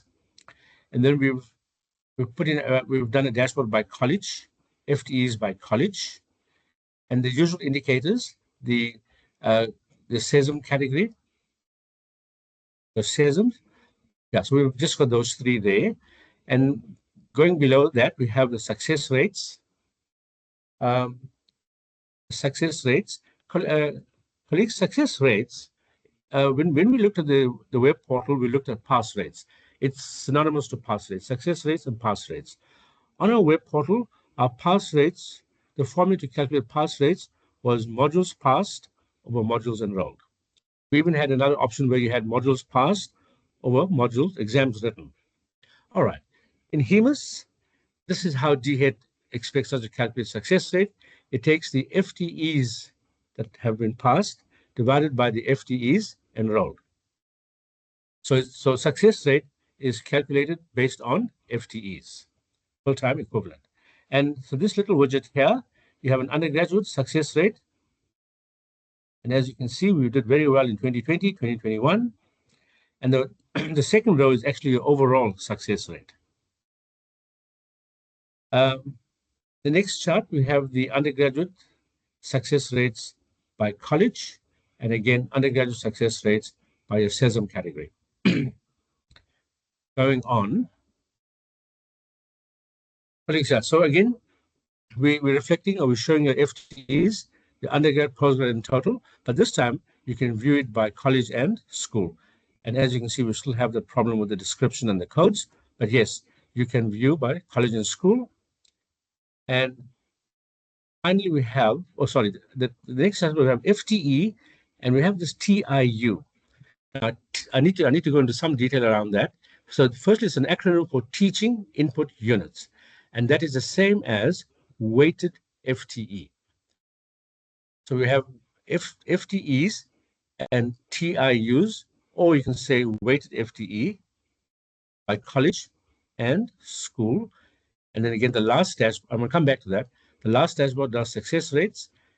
The first column is your overall success rate and your undergraduate degree success rate by college and school. So these are fairly high summarized reports. And again, as I said, they are underpinned by very detailed data.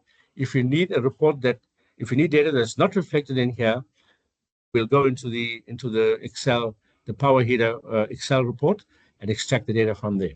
But, colleagues, before we go there, let's just talk a little about FTEs and weighted FTEs. And the reason why this is important, because our subsidy, our enrolled subsidy is based on weighted FTEs, teaching input units. So I want to plot a grid that I have. Maybe show it to you. Okay, so an FTE is weighted. It is weighted based on a funding grid, and this is a funding grid. So an FTE is weighted based on a funding grid. Let's go and have a look at that funding grid. There's it here. If the modules that the student registered for belongs to, let's say, law, the modules are in law, so it belongs to funding group 1, as compared to modules that are taken by, let's say, in life sciences or in health sciences, that belongs to funding group 4. So the nature of the module or the content of the module will determine its funding group from funding group 1 to funding group 4. Secondly, it is dependent on which qualification level that module is taken towards. So if it was taken towards, let's say, a Bachelor of Science, then we're looking at the first and the undergraduate and equivalent. Or if it was a PhD qualification, then we look at the last column on that, doctoral column. So now I want to give an example. Let's say a student, you've got one FTE student doing law, undergraduate law, LLB. You can see law is in funding group 1. It's an undergraduate degree, so he'll be weighted 1. So if it's one FTE student, one FTE is, and that will translate to one weighted FTE. Conversely, if you have a BSc student taking modules in the sciences, and he's also one FTE, because it is undergraduate, funding group 4, that one FTE will be translated into 3.5 FTE. So those FTEs are now weighted. Remember, weighted FTE and teaching input units. And I just want to give you an example with PhD, because here it's quite a big difference. So if you're doing a PhD in psychology, and psychology falls in funding group 1, and it's a PhD, so it's weighted 4 times. So one FTE, one PhD student in psychology translates to 4 weighted FTEs. However, if you're doing a PhD in, let's say, health sciences, weighted by 14. Right. So there's a big difference in funding, big difference in the weightings based on the funding category. And while I'm here, and we won't come back to this, we won't come back to it.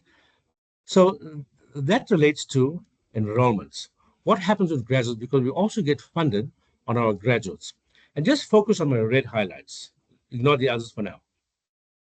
If you're a graduate, if you completed a 3-year bachelor's degree, then that one graduate is weighted 1. It has a weighting of 1. As compared to a 4-year degree, a professional degree is weighted 1.5. So here you'll have one graduate, and the teaching and the weighted output will be 1, and here it will be 1.5. Then as we go further down the list, if you look at the honors, for example, it's actually 0.5. So one honors graduate translates to 0.5 weighted graduates. One non-research master's translates to 0.5 non-research masters. And then finally, we have our full dissertation masters, which is weighted 1. Doctors is nice because it's weighted 3. So one PhD is equivalent to 3 weighted PhDs. And one publication is weighted 1. All right, colleagues. So just, you don't need to remember all of that, but just know that that is how the weightings work. When we look at the funding model, we'll come back to that. Close that down. Okay. Colleagues, I think it's only fair that we at least have a look at a simple report that does that takes us to the underlying data. And I notice there isn't a link here. So there is another way that I can access it. I go to my menu.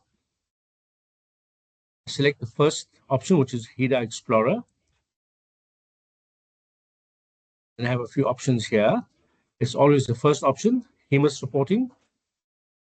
I select Cube reports. And I have the option. So previously we looked at student headcount and enrollments. This is what we were looking at. Student headcount and enrollments. I'm sorry, student headcount, enrollments, and graduates. Now I just want to show you the Cube report for student FTEs.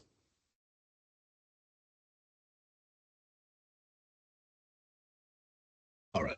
So this is the default report that opens up in Power HEDA. I prefer using it in Excel, so we do the same thing. I click on the little icon here and export. I feel a lot more comfortable using this pivot in Excel.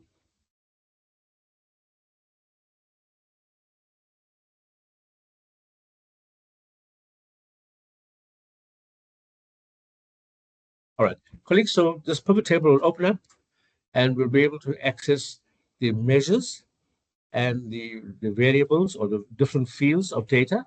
There's lots of them. I don't know all of them, but the ones that we really need to use, I'm familiar with those. And what I want to do is maybe just show you how quickly we can calculate success rates for our foundation students. And that's offered, the foundation programs are in the 3 colleges, excluding health sciences. So I go into my pivot, and we'll do it for just maybe 1 year for now. Right click, or I have right click. So I don't need race as a filter or gender. I'm not too interested in campus or the college or the school. What I am interested in is the qualification. Because I want to see the qualifications. So there's it here, qualification. And there should be a qualification code as well. I'm going to move year from a column to a filter. And I'll select just the 1 year, which is 2024, as an example. So we're looking at success rates in 2024 for foundation programs. I don't like this format here. I'll right-click, pivot table options, untick that, display, classic. Yeah, I prefer this format here, this layout here.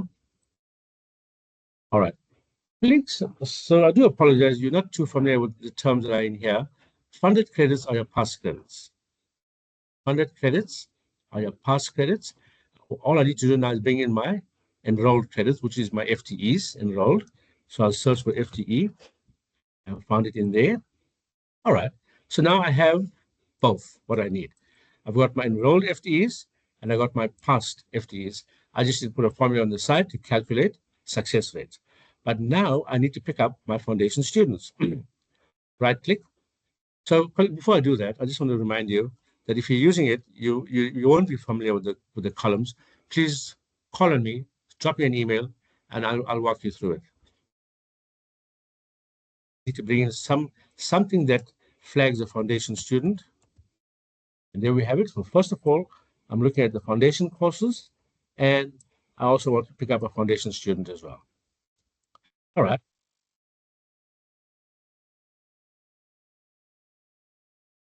Okay, so I need to filter my data out, open up. I want to pick up this student is or was a foundation student. That is what I want. Okay. And the next one, the modules. Foundation, sorry, the field name is course foundation. So I'll select yes. So these are my foundation modules taken towards these qualifications. And and there you have the pass rate. Oh, sorry, I didn't have the pass rate. Sorry. Yeah, so I can do it on the side here. I can do it on the side, or I can just take this out, copy it as a static table, and then it's a lot easier to put in formula on a static table. It's equal to that, divided by that, and format that as a percentage, drag it all the way down, and that's my success rate.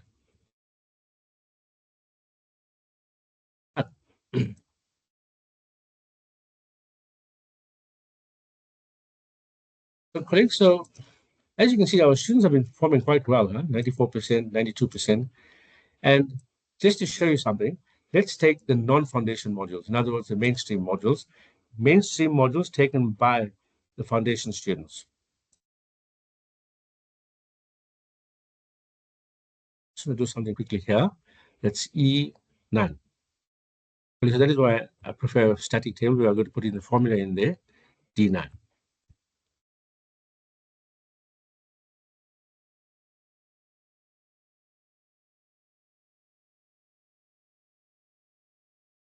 And so now let's compare. Maybe I just need to make all of this bit smaller. Let's compare Bachelor of Music, Foundation in Music. The pass rates or the successes were 88%, and in the foundation modules were 94%. Bachelor of Commerce, the mainstream 64%, foundation 97%. So I'll just stop there for now. So it does seem like the foundation is definitely playing a role in assisting them to pass those modules. I'm going to close. And then we have one more report under the student HEMAS, and that shouldn't take us too long. I'm going to use a quick link, and it says student staff ratios. Student staff ratios are basically comparing your student FTEs and just your academic staff FTEs. So basically what happens is, let's say, for example, if your staff FTE, if your student FTEs is 2,000 and your staff FTEs is 100, so your student staff ratio is 1 over the other, and that gives you 20 to 1. Student staff ratios. If you look at our dashboards, we'll have an idea of what our ratios are. Yes, we do have filters here as well. You can select the different years. On the left-hand side, I think it's mainly some graphs on the left-hand side, giving you student staff ratios by college. Otherwise, you can look at the table, which has a college student staff ratio, and I can drill down to school. Okay. Well, yes, colleagues, as we go through these dashboards, I just want to share with you, normally this heading here, or the title, I think you call it a heading. It says college abbreviation and school. So what is basically telling you that if you click on that arrow, it will bring up the school. Now, as we go through the staff HEMAS dashboards, it becomes even more helpful. Okay, so those are your student staff ratios over the last 5 years, over the last 5-year period, and based on these FTEs here. Remember, for example, in 2024, there's our student FTEs, college, the staff FTEs by college, and if you want to drill down to school, as that indicates there, yes, I can. And see here, this is working quite neatly, bringing in descriptions consistently. Yeah, so you have your student FTEs and your staff FTEs, and student FTE divided by staff FTE will give you this ratio at the top here. All right, colleagues, that's all I have on student. We can now move on to staff. Let's just go back to my dashboards.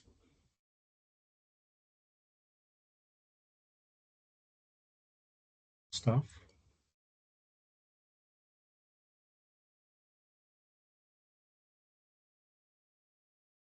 Okay. Scrolling down, staff FTEs. The staff FTE menu, you have 3 dashboards. This is a duplication, student staff ratios. We've gone through this now. And again, we have staff headcount, the extreme right-hand side, staff headcount, and staff FTEs. So let's start with headcount.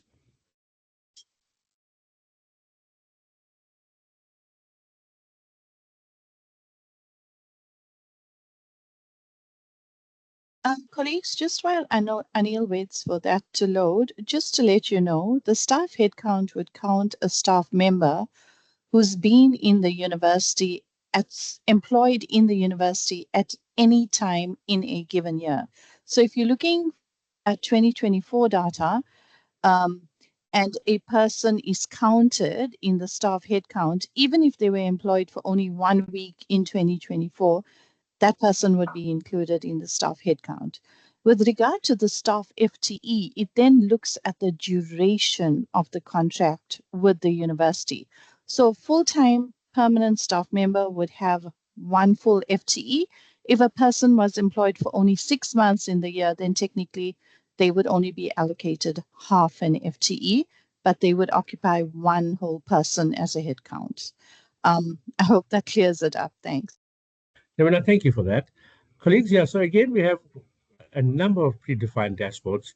It was so difficult for us to know exactly what users are looking for. So if I start at the top, we have the filters. So you can view the data for permanent staff only. And remember the definition of permanent staff: staff who are employed for 2 years or more. Is that right, Navina? Staff who are employed for 2 years or more. No, sorry, I made a mistake there. Permanent staff are staff employed for a period of 2 years or more and who contribute to an approved retirement fund. Yes, that's the HEMAS definition. Yeah. And temporary staff are staff that are employed for a period of less than 2 years. All right. So yeah, we can select which one we're interested in. And as we go through this here, this is what I was saying to you earlier. If you look at the heading, it says college type, that is academic or support. Then if I drill down, I can look at my permanent and temporary, and I can drill even further to look at personnel categories.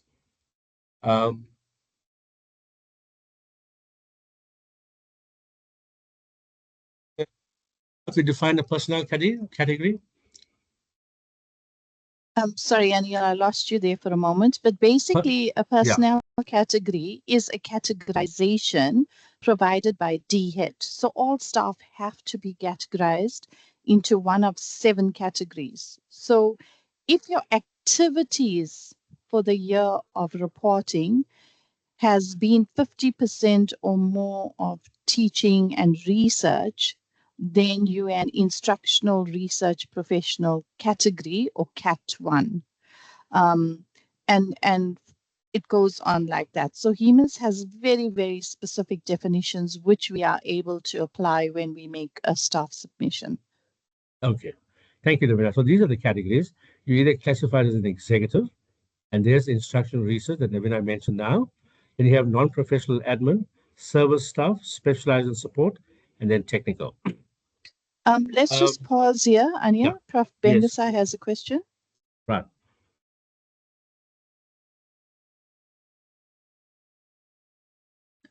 Okay, can you hear me now? Yes, we can. Yes. Okay. Thank you for that.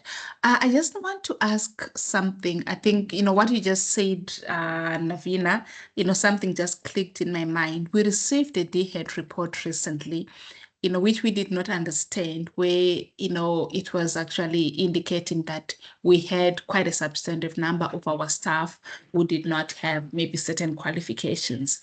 And when we looked at the data, it showed that most of those were like our tutors, were student assistants and mentors and so on, but not our teaching staff. So I want to find out now, does it mean that our, tutors and mentors might be classified as instructional professionals? Yes, because we currently collect staff activities through the teaching workload system.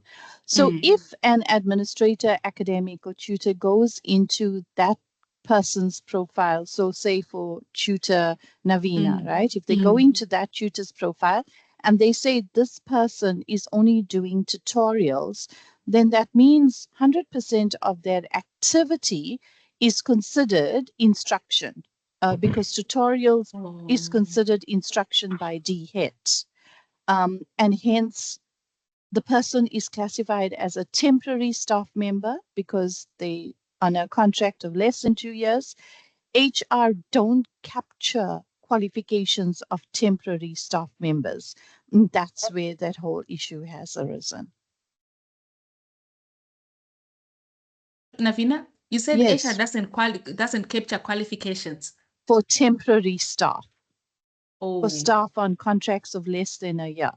Okay, all right. Okay, thank you so much. But we can take this offline if you need more clarity, Prof. Yeah, and I think I need more clarity, but it does clarify a few questions that I had. But I will reach out to you. Okay, thank you. Thank you, Anil. Thank you, Navina. Thank you, Prof. All right, colleagues. So, yeah, if you get time, you can go and have a look at these dashboards. We put several dashboards together. You have race, gender, by age, again, personnel category. And within personnel category, we have college as well, for colleges. And yes, we also have the Deputy Vice Chancellor. We have Deputy Vice Chancellors who are classified as instruction/research. On the right-hand side, I think the focus was mainly on instruction and research staff.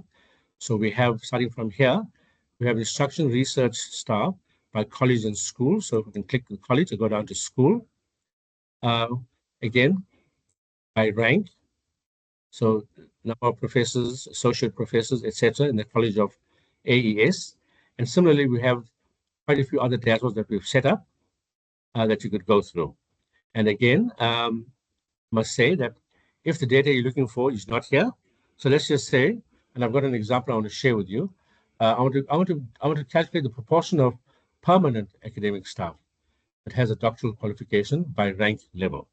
So you probably won't find that quite easily in any of these dashboards. So in that case, I want to drill down to the data, and I'd use the Excel. So we have three options, but I'll go with the Excel. So let's do that. It has already loaded my report out.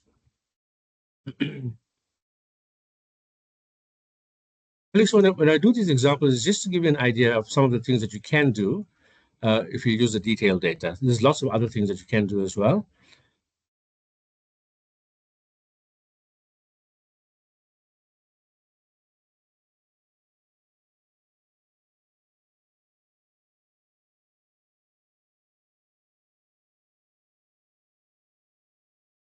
Okay, so I definitely want the first column, which says permanent and temporary.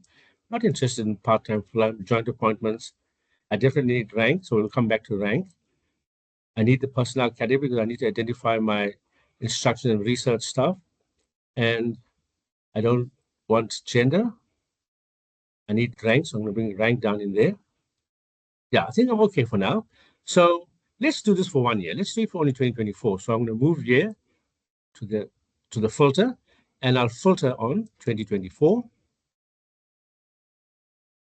Now I'm looking at only the 2024 data. I want instruction and research. Sorry, I know it's a code, and I know the code is 1, but I think I could have brought in the description as well. And I want only the permanent academic staff. Most recent appointment on permanent will be the top one. Just open that. There's it there. So it'll be the first one, permanent staff. And colleagues, what you're looking at here are the number of permanent instruction and research staff that we had in 2024. So I've got that. Now I need to bring in staff with the PhDs. It's a measure. I want it to be in here in my values. So I'll go and search for staff. Oh, there's right here. Colleagues, can you see? I don't know if it's too small. That's instruction and research staff with PhDs. So there you have it there, staff with PhDs. And if you just bear with me, I just want to order this, maybe show that as professor, associate professor, senior, put it in the right order, senior lecturer and lecturer, senior lecturer. So I'll just put it in order, won't be long. Right. And then we have other instruction research professionals. So now I've got what I wanted. I've got both the total headcount and those that have PhDs by rank level, And I'll just simplify the whole thing. Let's just do it for the university as a whole. And now I can calculate a proportion. It's equal to, I got to put in a formula here. So it's going to be D11 by C11.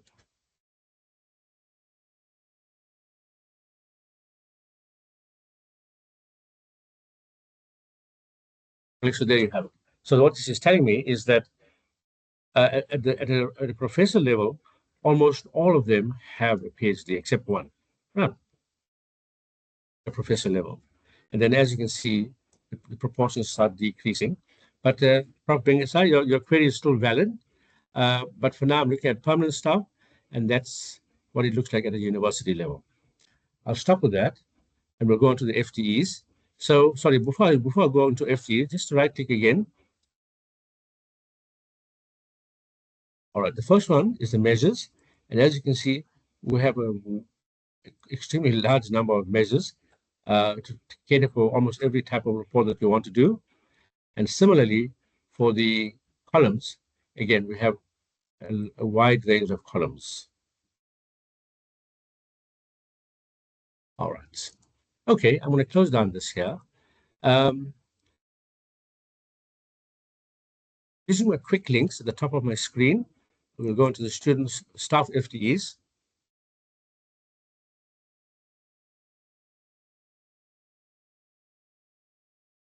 All right. Again, we have, oh, sorry. Yeah, there we go. We have predefined dashboards that looks at staff FTEs. Oh, sorry, don't forget, you can select your permanent and your temporary. At the moment, both are shaded in blue, which means we're looking at all staff FTEs, academic and support. So predefined, so this is by personnel category. I'm not going to go into too much detail here. This is by rank. And then on the right-hand side, we brought in the structure so that you can look at your FTEs by college and by school, if you had to click further down there. Similarly here, we got by college and by rank. And yeah, we've got a few more dashboards that you could look at. And in this example, I don't think it's necessary for me to go down to staff FTEs, but if you wanted staff FTEs and you can't get the information from any one of these dashboards, then I suggest you go to your Excel. I wouldn't recommend the first and the last one. I think the Excel is the best one to use for now. Click on that, and it works pretty much the same as the ones we've been looking at. Up there and see if there's any questions before I move on to the next dashboard, which is something quite different. Colleagues, so on the staff and student HEMAS dashboards, do any of you have any questions? Anil, there's no hands and there's nothing in the chat at this time. If anything comes up, I'll let you know. I think you can move on. Do you need a 5-minute break? No, I'm okay. I'm all right. Okay, thanks. All right, colleagues, this is we're now looking at the finance dashboard. And the finance dashboard is related to the student FTEs. And we'll have a look at the relationship in a moment. So let me just bring it up properly. Finance. So in the finance dashboard, we've set up 6 variations of the finance dashboard. We'll go through just the first one for now.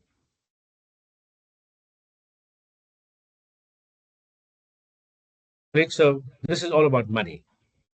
And this is the subsidy that we get from the Department of Higher Education. And yes, for the data goes from 2016 to 2025. Maybe I should start off by saying, and let's look at the column at the end. Even if you make it bigger, maybe. Can you see the figures, or can you see my screen?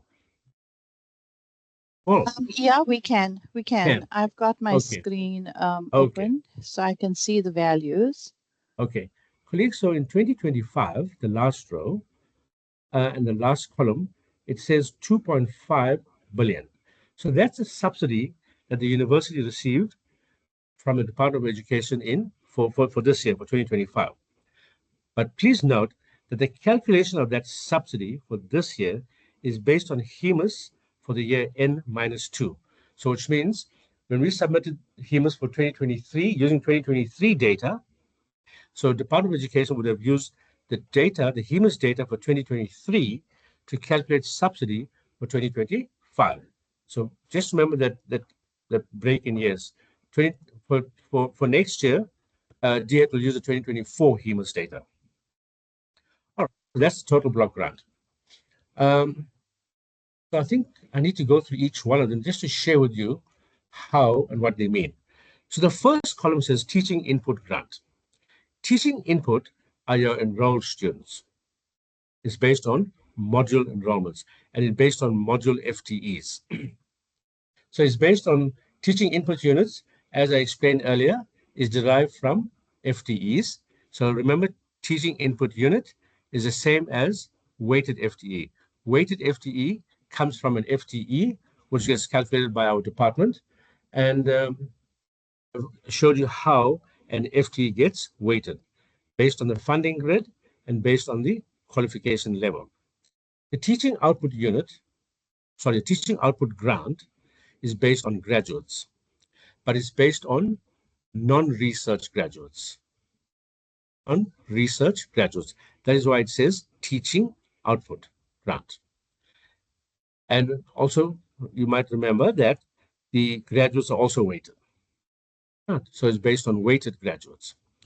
I'll come back to the institutional factor, but research output graduates, which is column here, research output graduate grant. So that grant comes from our research graduates, and that would be our master's by research, or PhD, and the research component of a coursework master's. Right. So you have a student who does master's by coursework, and generally there's a 50-50 split. Let's just say 50% is coursework, 50% is research. That 50% research, together with the other full research masters and your PhD, will determine your research output grant, graduate grant. And then finally, we have our publication grant. Research office is responsible for providing the publication units. We did look at it briefly yesterday on the web portal, and that generates a grant. That generates a grant. And the combination of those four plus the institutional factor determines the total block grant. Just something very quickly about the institutional factor. Institutional factor is determined by the size and shape of our institution. Now, I am aware that we don't get any funding for the size because it exceeds the maximum number of 25,000 FTEs. So our FTEs are much more than 25,000, and you'll see that in a moment, or you might have seen it already. But we definitely get subsidy for the shape, and that's purely based on the number of African students that have enrolled. So it's based on disadvantaged students, and disadvantaged students, according to DHET, is defined as African student enrollment and colored student enrollment. And based on the numbers that we have there, will determine a grant, and that falls under the institutional factor grant. Colleagues, so you can look at this data if you want to know how much of money your college has earned. So if I look at 2025, I'm sure you'll be quite interested in knowing how much of money science has generated. As you can see, if I just look at the numbers quickly, science, 690 million, humanities, 870 million. So, yeah. Another very important point I wish to make about the subsidy, what you're seeing here is a subsidy that your college generates. But it doesn't mean that the College of Science is going to get 690 million. Because what happens, and I'll just roll it up for now. So now you look at the 2.5 billion. That 2.5 billion goes into the central budget. It is top sliced. And then based on the CFO's model, it is distributed down to college. And the college, of course, will distribute it further down to the schools. So what you're seeing here is your contribution to the total budget for UKZN. The next table of data for me is actually very, very useful. So, there's it here. There's your FTE enrollments here. As you can see, we are sitting in 2025, we were 33,000 FTEs, which is more than 25,000. Therefore, we don't get a grant for size. Those FTEs converted to teaching input units. So those 33,000 FTEs goes to the funding grid and comes out at 86,000. Colleagues, sorry, you don't need to remember numbers or anything. I'm just explaining how it works. And the graduates, I don't have the actual heads, but in terms of weighted graduates, weighted teaching output graduates, it's 7,900. Our research graduates, and then the grant. The last three columns for me is absolutely useful. What this is telling me, if you look at the last three columns, let's look at the third last column, right? It says teaching input grant per teaching input unit. Teaching input grant per teaching input unit. Now, this is a RAND value, by the way. This is a RAND value. It says for one weighted FTE. Remember, weighted FTE is the same as teaching input unit. For one weighted FTE, you'll earn 17,700 Rand. Now, if you know that, then you'd be able to actually estimate the income that you can generate going forward. Similarly, you could do the same for graduates, and that's your research. And these are research output grant per research output units, meaning weighted units. Huh? All right, colleagues, so I want to just go into the data and show you how useful these figures are. These figures at the bottom are. Because I do get asked from time to time from college and school to work out income if they introduce a new qualification, a new master's qualification. I even get asked the question, what's the difference between a master's coursework graduate and a full research graduate in master's, in terms of money, in terms of subsidy. So let's go there. There isn't a link here. There isn't a link here to take me to the detailed data.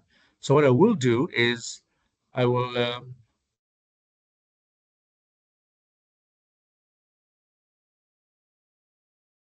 I'll go to HEDA Explorer like I did the last time. Click on HEDA Explorer. HEMAS reporting, the first option. Block grant, click on that. And it's the first option, distributed block grant. So I've selected that, and this comes up. This is the underlying data. And as I mentioned already, I like to view it in Excel. So I'm going to take it into Excel. All right.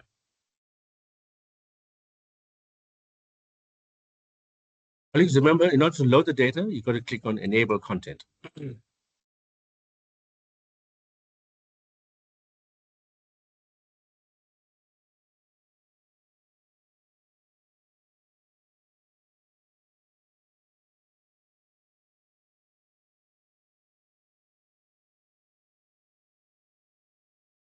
Okay, there we have it. So the example I want to show you is how much money we generate for masters in agriculture. Let's try and do that. Huh? So I'm going to open up my field list. Yes, I probably will need the college. I don't think I need the school. So I'm going to get to the school. I'll need to know the teaching input grant. Teaching output I'm not interested in. Not interested in institutional factors. We're looking only at the enrollments for now. Huh? So what I have, I'm going to get to the grand total. Remove grand total. Just want to give myself some space so I can work with that. All right, colleagues. So what we have here is the total grant that we received for teaching input. For clarification, because I'm interested in I know the code, so I'm going to use the code. So these are all the qualifications, internal qualifications. That's a subsidy that they generated. But we want to look just at the Masters in Agriculture, which is M-AG. M-AG.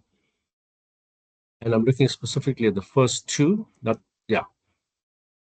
So that's the subsidy we received for enrollments in these two qualifications. But I'm leading up to something now. So what we'll do, we know the teaching input grant. I now want to bring in the FTEs. Better still, the teaching input units.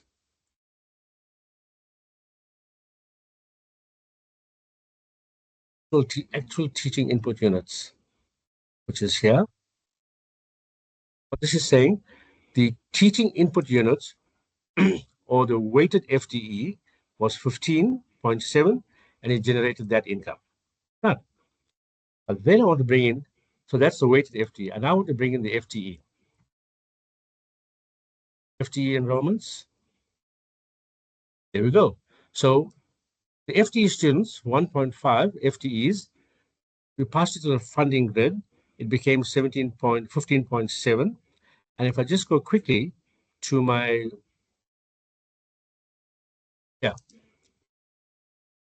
the RAND values. You know, the RAND value is 17, sorry. The RAND value is 17,759. Huh? So now what I can do, I can multiply that by 17,000 and I should arrive at that figure because I know the RAND value. But I want to bring in one other thing, student headcount.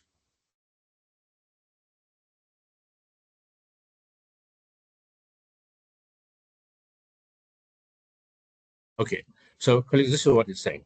It's saying there was two students. Now look at student headcount. Right? There were two students who enrolled for that program, master's program. those 2 students translated into 1.5 FTEs. 1.5 FTEs passing through the funding grid became 15.7 weighted FTEs, and it generated that. Colleagues, so if you just bear with me, I've done the model. So you've seen what I've done here. So I've already done a model, so I'll bring that up and we'll be able to go through it quicker. Sample training for the documents. Okay, so I've already done the model, right? So I've stopped up to this point here. So you've seen this data here. I've stopped up to that point. And then as you can see, when I divide the one by the other, I get the RAND value of 17,760. That's the RAND value. I get a weighting of 10.5. So the reason why that became that is it had a weighting of 10.5. And my FTE headcount ratio, why did 2 students become 1.5? It's because it had a ratio of 0.75. But here's the beauty of this. Let's assume going forward, now I have all of this data based on historical data. If somebody asks me the question, hey, Anil, listen, how much money will I get if I enroll 10 students? So all I do, so I've got formula sitting in here, right? I can now go and put in 10 students. Let's assume that the total enrollment for this program in 2026 is going to be 20. Let's assume 20. Now, how do you distribute those 20 students across these 2 internal programs? Well, we could go equal, 10 in one and 10 in the other, and that will generate subsidy for 1.8 million. Or if I went, let's say 15 in there and 5 in here, in total I can only take 20. So that gives me a lot more, 2.3 million. And why is that the case? It's because when you look at my headcounts, or better still, when you look at the FTE headcount ratio, that had the first qualification had a much higher ratio than the second program. Okay? And if you look at it here as well, we had 2 students that translated into 1.5 FTE. Here we had 5 students that translated into only 1.1 FTE. Both had the same weighting. So colleagues, so I think the point I'm making here, with the RAND value and with this underlying data, we can now start planning forward. You know, if you want to offer, oh, by the way, this data goes right down to a module level as well. You know, if you want to see the modules inside there, in fact, let's just do that.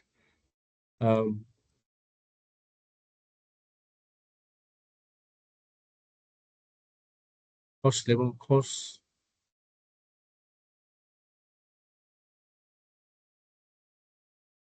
Sorry, colleagues, I'm also finding my way here. I think it's subject. Yeah, subject. There we go, subject and the subject description. Table option, display, classic. Yeah, there we go. So I just want to subtotal that. Okay, so those were the numbers we were looking at earlier. But if you want to look at the modules that the students took and how much of money each of the modules generated, then you could see it there. Obviously, this is the second module that was generated more funding. All right, one more thing, and then I'll stop. We'll finish with this here.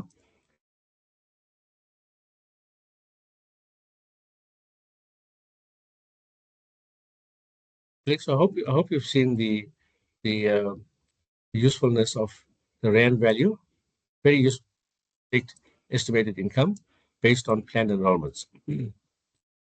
The next example I want to share with you is how different is a master's coursework graduate and a master's research graduate.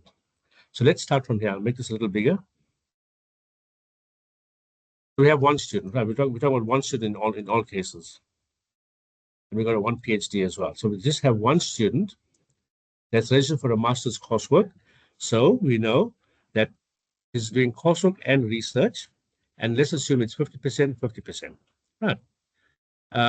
Whereas the master's full research will do 100% research. Then we move on to the next phase. Now, remember, we're talking about a graduate here, a graduate. The coursework graduate, the weighting was 0.5 when I showed you the funding grid, but the research was 1, and this is also 1.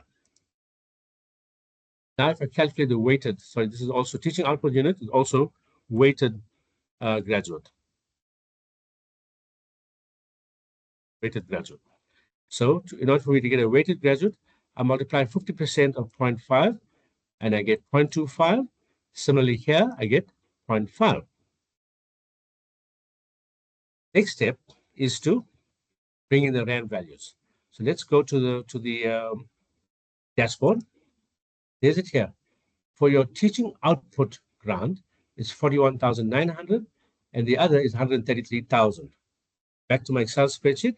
There's my 41,900 and 133,000. And all I have to do now is multiply those two to get that value there. So it's 0.25 times 41,000, giving me that value. 0.5 times 133,000, giving me that value. Add them up. So a master's coursework graduate, you will generate 77,000 rands.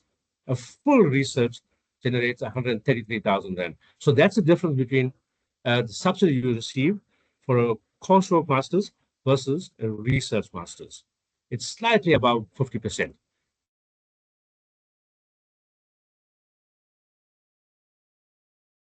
Okay, it's closer to 60%. Huh. And just for your information, we know a PhD is weighted 3, has a weighting of 3. The RAND value remains, that's the RAND value per weighted graduate, times 3. So a PhD student will generate 400,000 subsidy. Masters, 133,000, PhD, 400,000. Okay. Colleagues, I think I'm done with the FEM. I find it very exciting, especially the RAND values. I'm going to close down my spreadsheet. Okay, before I close, are there any questions, Lavina?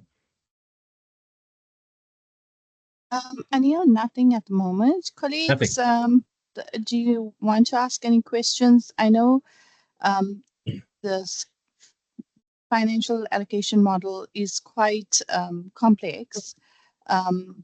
You may need to digest it, but is there anyone who has a question at the moment?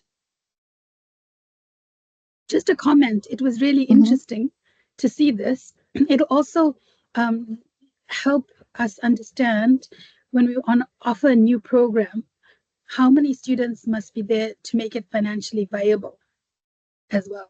So it is helpful. Yeah, I think to determine financial viability, we are looking at maybe in the future when we are not undertaking so many system changes, our department does want to explore to somehow assist academics to determine financial viabilities of new programs. That is something that will be very, very useful, but this is definitely the starting point. So yes. Anil, other than that, so if I may comment, financial viability. So to estimate the income is fairly straightforward. I think the challenge comes in to estimate the cost of offering that program. But yeah, there's something we need to look at. Thank you. Okay, you can move on. Yeah, we can move on. I don't know if the audience needs a 5-minute break. The next set of dashboards I'm going to go through are the, well, let me actually show it to you, dashboards. I'm going to do we're going to go very quickly through the student progression because I've done most of the explanation yesterday, and then share with everyone the peer data sharing. Okay, let's take a few-minute break. We'll come back at 10 past 12. 10 past 12. Perfect. Thank you. Thank you, colleagues. All right. Thank you.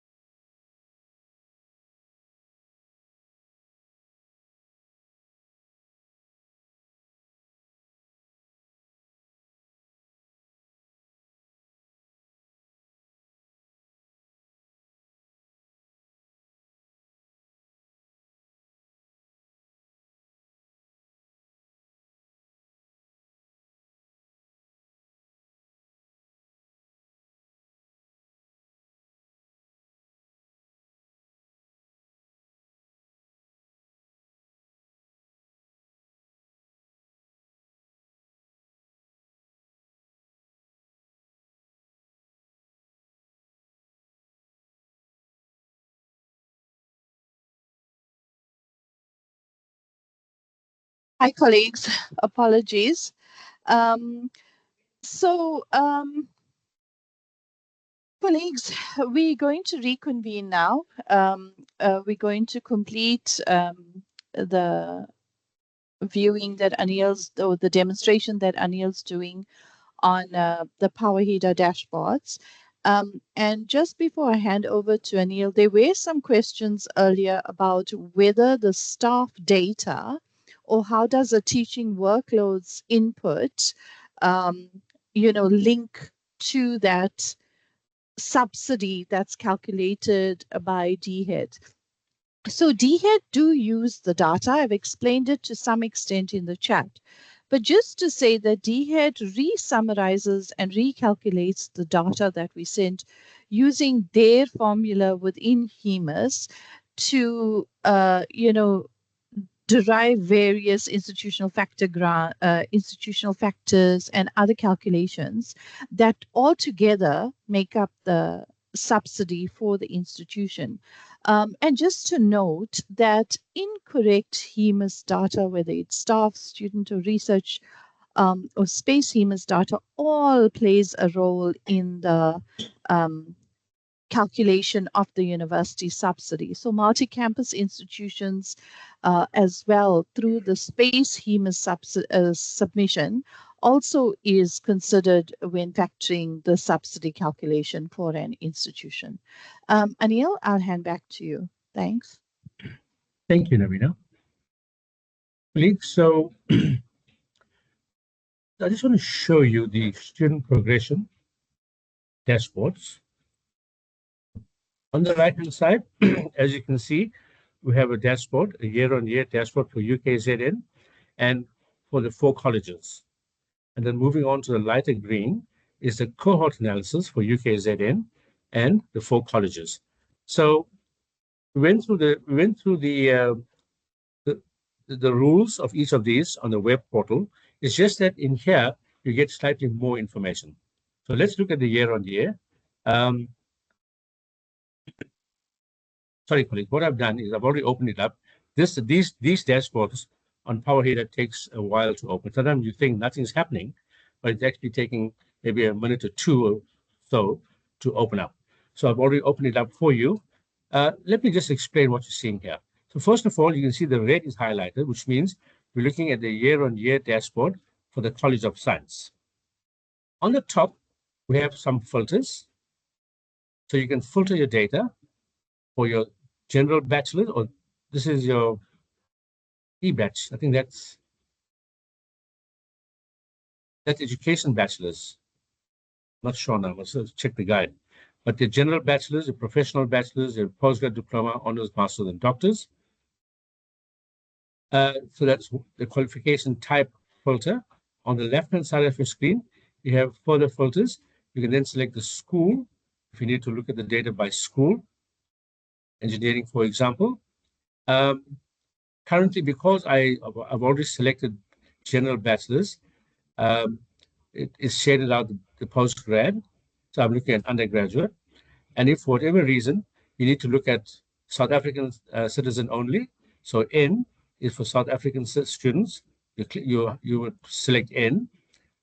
P is permanent residence, and Y would be your foreign national. And then we have another filter that goes down to your actual qualification. So if you're interested in any one of these qualifications, you could select them. But for now, we'll just look at all general bachelor's degrees. And just very quickly, the first screen gives you the first set of dashboards, or the first set of tables reflect the student profile over a period of years. So you have your race in terms of numbers and percentages, and it's also shown graphically as well. As you can see, there's been a huge improvement in the enrollments. Yeah.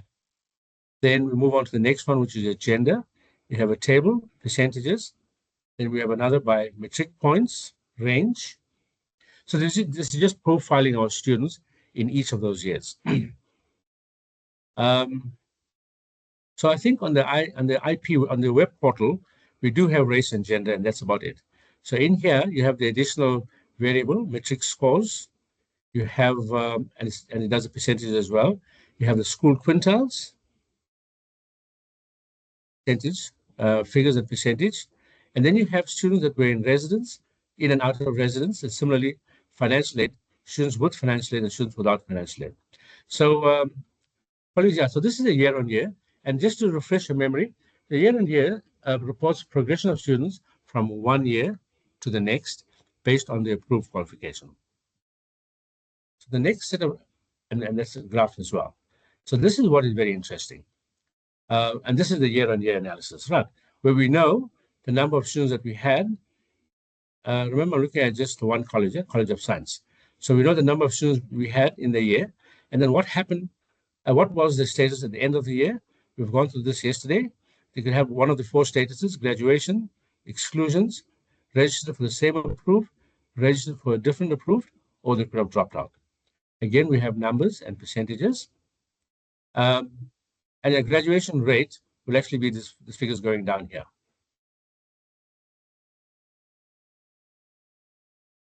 Showing you trends.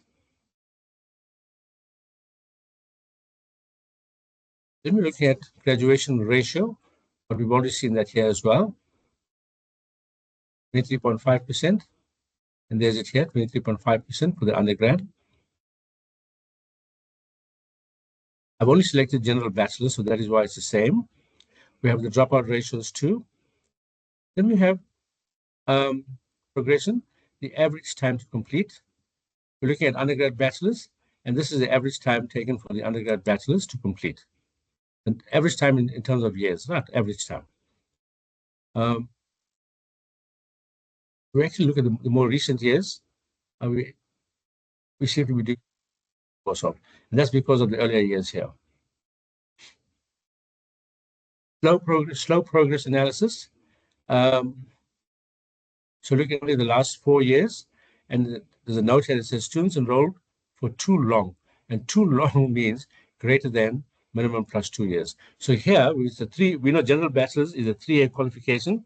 So basically, this is telling us that the student registered for longer than 5 years, more than minimum plus 2, right? Longer than 5 years. And we have a progression trend here as well in terms of the average time taken to complete. Yeah, so you get a bit more information on the Power Heater dashboard if you want to use that. And then the cohort, and I've already opened it up.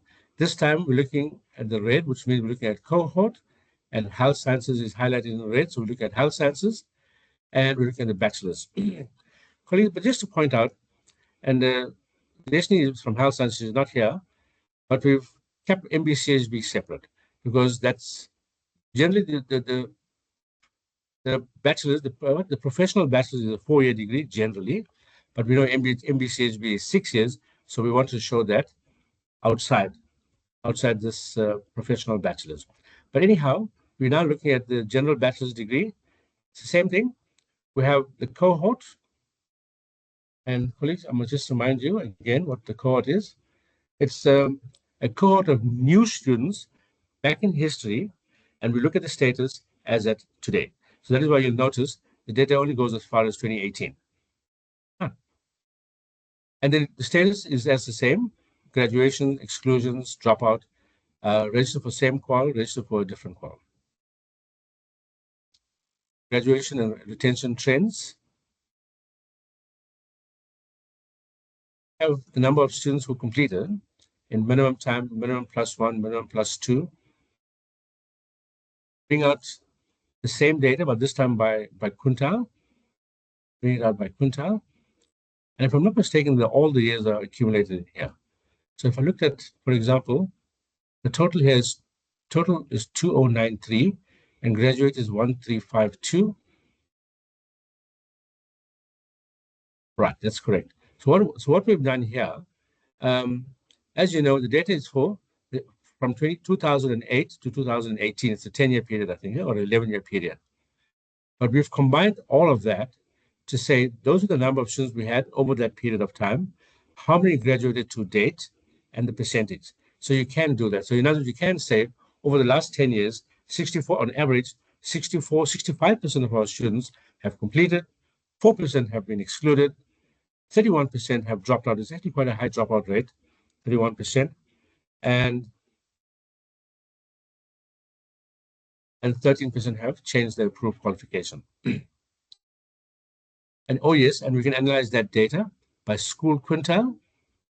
We can analyze it by the matric points, by gender, and it also provides you with the average time to complete.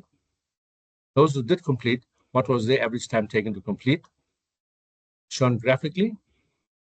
The average time by quintiles, the average time by matric points, average time by race and gender. And colleagues, that's the cohort in the year-on-year dashboards on Power Heater. Thanks, Anil. Colleagues, are there Yeah. any questions or comments? Nothing at this point in time, Anil. I think you can continue.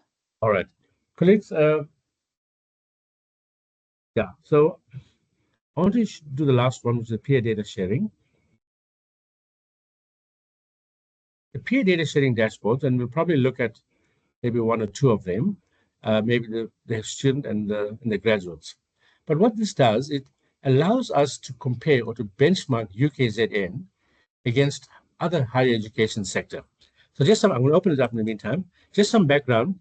The service provider of the software has a contract with the Department of Higher Education, and they have access to all the HEMAS data that is submitted in our sector. So across the province, across the country rather.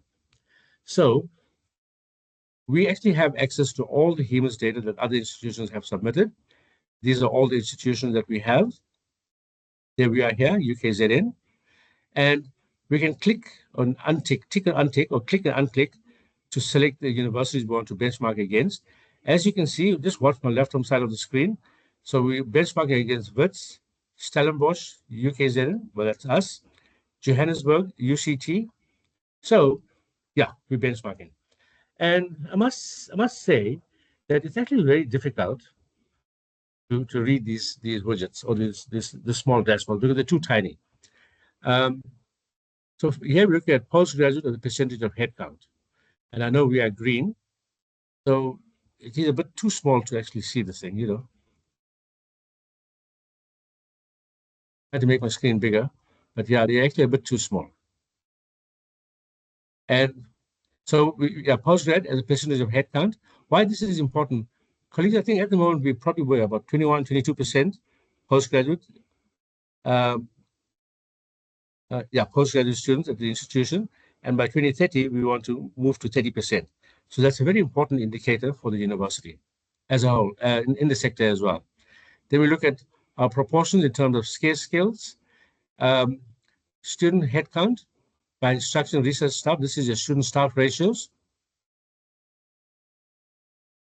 Oh, well, the good thing is that if I hover over it, then it gives me the numbers. So I can see the student staff ratio. I hope you can see it as well. UKZN, we have 38 students to 1 staff member. And if I look at UCT, they are 25 to 1. Okay, so that's helpful. This hovering over is quite helpful because the graphs is too small, you can't see it. In here, yes, in 2023, postgraduate, UCT, 38% of the students are postgraduate, UKZN, 23.7% of our total student body is postgraduate. Okay, I didn't realize that this is giving me the information, even though the graphs are small. So that's very useful. That's very useful. Colleagues, but yeah, so you can decide against which university you want to benchmark yourself against. For example, we could even throw in DUT because they're just around the corner from us. So now I can go look at DUT as well. In 2023, DUT was only, yeah, okay, that's expected. 9% are postgraduate. Their student staff ratios at DUT, oh, they're even worse than us. They have 48 students per 1 academic staff member. All right. Then on the right-hand side, we have some tables of data, and you might want to just look at the more recent ones. It does bring in all the institutions. And what does it bring in? It brings in the student headcount, percentage female, percentage Black, percentage international, percentage scarce skills, and percentage in the science and technology, engineering and technology. And in case you're wondering, these indicators that we've set up here, or that Actually, we didn't set them up. They came from the service provider, are based on the Department of Higher Education's key indicators that they measure universities against. In here, we have the total enrollments in the sector. So, for example, in 2023, there was 1 million students, 1,071,000 students. And we know, I'll just do this quickly, which we are at 46,000, let's just say 46,000 students divided by 1 million.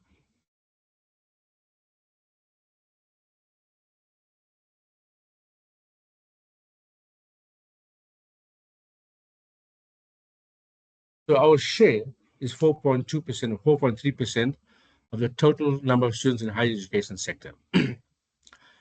All right, colleagues, so we have that, but we also have those infamous pivots in Excel. So if, for example, you wanted data that's outside these predefined dashboards, again, you can go to the link. It's still loading. I think this has a lot of data because all the institutions' data.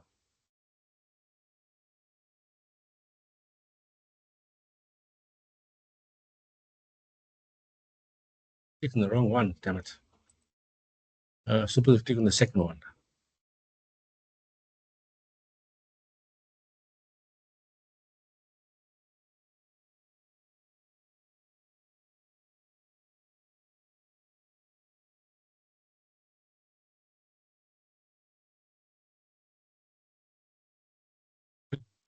As usual, a pivot will pop up and it holds the data for all the institutions, and we can actually compare ourselves against that.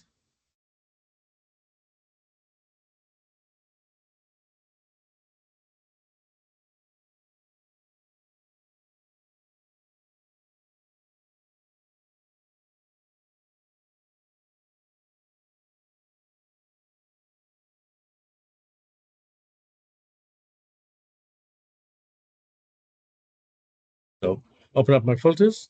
We'll do just the 1 year, for example. Not interested in gender at this stage. Qualification enrollments, yes. Qualification type. Let's do undergrad, postgrad in there. And I'm interested in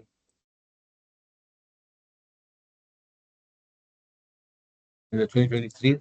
That's the latest data that we have at the moment.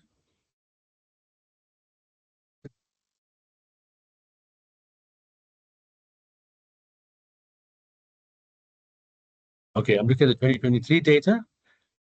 Really not interested in the entrance category or SESM category, but I'm interested in the universities that I want to look at. So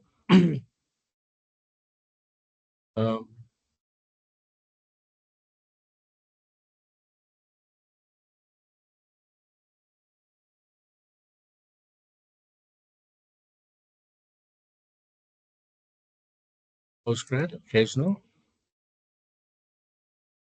is a cluster.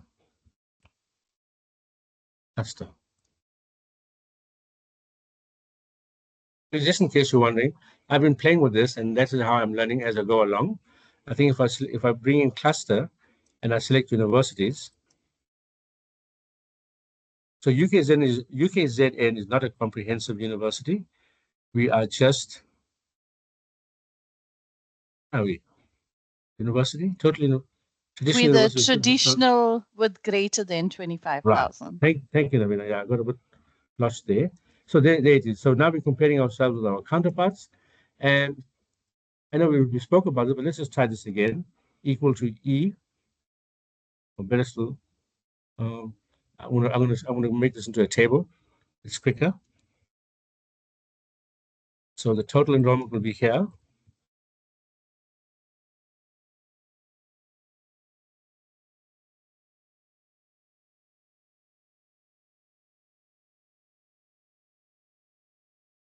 And I want to do postgrad as a percent, or let's just say percentage postgrad, equal to the postgrad divided by your total. Turn them into percentages. And then we can see exactly how we are doing compared to our counterparts. But we had 24% postgraduates. Yes, we did find out that Cape Town was 38%, Wits is 37%, Stellenbosch is 31%. So I think it's a good idea that we grow to 30% in the next 5 years. Colleagues, I'm going to stop there with the peer data sharing. The same is available for staff as well. You can go and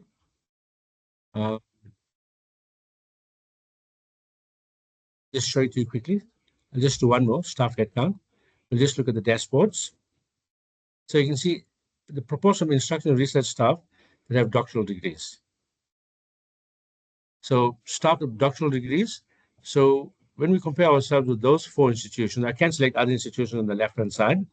But yeah, we're sitting at 62% in 2023. Wits is at 70%. National instruction, how many international staff do we have in 2023? Again, we have 13.6% international staff, and Wits and UG have a lot more international staff. Colleagues, so the whole idea of this dashboard is we can compare ourselves using some key indicators that's contained in HEMAS. This data is limited to HEMAS data.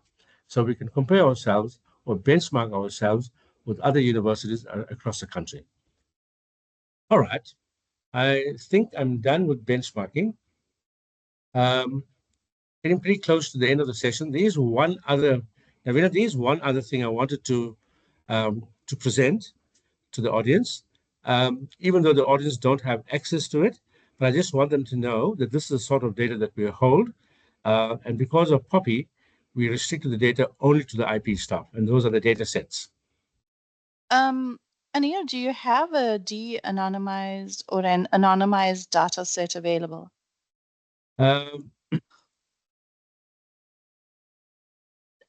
Otherwise, okay, so you can show them just, you know, the. No, I won't bring out the data. Yeah, okay, you can just click on the data set yes, and show them the attributes yeah, without correct. going into too much detail due to time. Correct. But colleagues, just to say that we do require you to first play around with the web portal, the HEDA dashboards, and then if you do not find information available to you, then send us a request as per this page lower down. Anil showed you yesterday. You click on the II request form. You complete that. The IP request form, you complete that, you email it to us, and then you tell us what your data requirements are, and we can provide it for you. If we believe that the data is available on the web portal, you just were not aware of where it was, then we will rather guide you to you accessing that information yourself. We believe in empowering our users, not doing the job for you if you are able to access the data yourself. Remember, our little department of 9 permanent staff, including the director,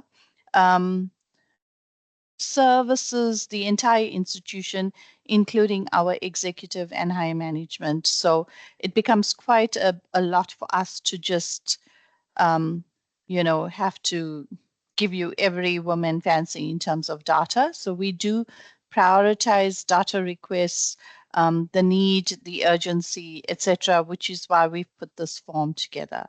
So Anil, I think, you can just briefly take us through the data sets. I just brought up the request form. It looks like this. You click on the link, right? Back here to the home page. This is our home page. You're logged in. I'm logged in. On the menu on the left-hand side, I don't think you'll be able to see this menu option. So we have something called a data set. These are extremely large and enriched data sets. And we have data. And when I say data, we have as much data as we could get around applications and selections, headcount enrollments. And when we say headcount enrollments, it's enrollments for your primary qualification. But we also have qualification enrollments by semester. So we're able to catch those students that actually change their qualification from semester 1 to semester 2. I haven't used that in a long while, but it's also enrollments. We have parked registrations. This is normally used during registration period where students register, and for some reason, they put the registration on hold. This is just an amalgamation of the enrollments, applications, headcount enrollments, planned enrollments, applications, headcount enrollments, and park registrations. But I think the difference here, unlike the web reports you were looking at, in here we've put in as much information as we could. We've got degrees awarded. This is the graduation ceremony. We've got information about the higher degree students, together with the supervisors and the dissertation titles, for example, student fee balances as at today. We've also got degree complete. So remember, we've got degrees awarded based on your graduation ceremonies, but we've got degrees complete based on term decision codes. We have data around possible grads, trying to predict possible grads for a year. Then we've also got the infamous year-on-year, and slightly below, you've got cohort data. But colleagues, again, in these two data sets, there's much, much more data in there than what we've seen so far. Module enrollments, and we've got staff headcounts. And this is where we actually have most of our staff data sitting in this data set. And I'll just show you one. I won't run it. Let's look at headcount, for example.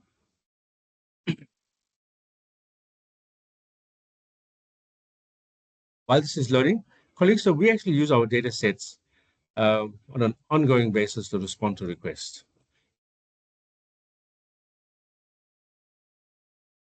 Colleagues, just to note as well, Anil made reference to the applications, data, park registrations, etc. When it comes to lists of students, if you want to know all the student details, or you want a list of students registered for ACCT 101 in the first semester of 2025, for example, that we consider operational reporting, and we do not provide that information. We will direct you or redirect you to ICS to provide any listings for you to complete or achieve your operational functions. Thanks, Anil. All right. So, colleagues, I'm going to show you just one example, but the same applies to the others that I've gone through just now. So, for example, I now have a data set of headcount enrollments, but I can relate that to anything that's going down this list here. I can bring in the qualification attributes. These are the attributes of the qualification. And I think you should be familiar with the first three: the undergrad, postgrad, the qual-cat, and the sub-cat. We also have indicate whether it's subsidized, self-funded, the formal time. The registration attributes, the F10 category, the study period, the registration dates, cancellation dates. Biographical, we've got as much as we could there. As you can see, we've got the names, race, gender, birth date, religion, home language, disabilities, country codes, passports, metric. Residence information, we can pick up whether residence the student is in and for how long the student is in that residence. Residence enrollments as well. This is just a variation of what I've just told you now. Financial aid awards by fund type. This also does financial aid awards, your bursaries, scholarships, loans, and nurse fares. Exclusions, a whole lot of columns around exclusions. Access enrollments, those are your extended curriculum programs. Bring in that type of data. Student majors, a student can have up to 4 majors. We can bring in information around his credits and his weighted average marks, his exemptions. We can bring that in by the academic level, the student's post-secondary education, matric results, student fee balances, and the student's contact details. So, colleagues, you can see I can select any one of those large number of columns that I've gone through now, and we can select the years that we want it to run for. We might want to run for 3 or 4 or 5 years. We might want to run for a college or a college and a school, and a school, and bring out that data. So those are the large data sets or the enriched data sets that we have. And because of POPI, because it has lots of sensitive and confidential information, it is restricted just to IP stuff. I'm done with the presentation. If there's any other thing that the audience would like to ask me or they want me to go back and look at, happy to do that now. Thank you, Anil. Colleagues, so we are completed with our 2-day demonstration of the institutional planning reports available to you through our web portal or the HEDA dashboard. And we are hoping that you spend more time going through this, playing around with it, and then you can drop us emails at iirequests@ukzn.ac.za. And I'd prefer you to use the generic email account, and I'll put it in the chat, simply because I have multiple consultants or analysts reviewing that email address, rather than if Anil's on leave or busy on some other priority work, he may not be able to attend to you. So I'll put that email account address in the chat. And you're welcome to contact us to guide you, to assist you, to clarify anything. Our aim is to empower the user to use the data to assist you in your job, grants, applications, etc., etc. If there's no other queries or questions, I don't see any hands up. Neither do I see any chats or questions in the chats. Then from my side, Prof. Bengasai, thank you for the opportunity to provide these demonstrations and empower the staff with the availability of data and to get them started on their data journey. Prof. Bengasai, over to you. Okay, thank you, colleagues, for taking us through this, introduction to, our data for decision-making workshops. We really appreciate it. And colleagues, I think the details have been provided. If you need further interactions, you can either visit the different platforms, or if you need maybe more personalized, as in Navina has indicated, you can always send an email. And colleagues, we are really planning on creating a culture of data within the institution. So this is not the beginning and end of some of these discussions. There's more that is actually coming to support us in our different roles. I see here we have colleagues from teaching and learning administration, we have academics, we have student support. So we really are trying to come up with a program that's going to address each and every one of us and address the needs, the data needs that we have. But most importantly, I think the most important thing is to know what is available, right? And I think Anil, Navina and their team, they've taken us through that. So tomorrow we are going to get to shift into a different kind of session, where we are going to focus more on the actual analytics that we can do, the kinds of questions that we can ask. So I invite you to attend again tomorrow.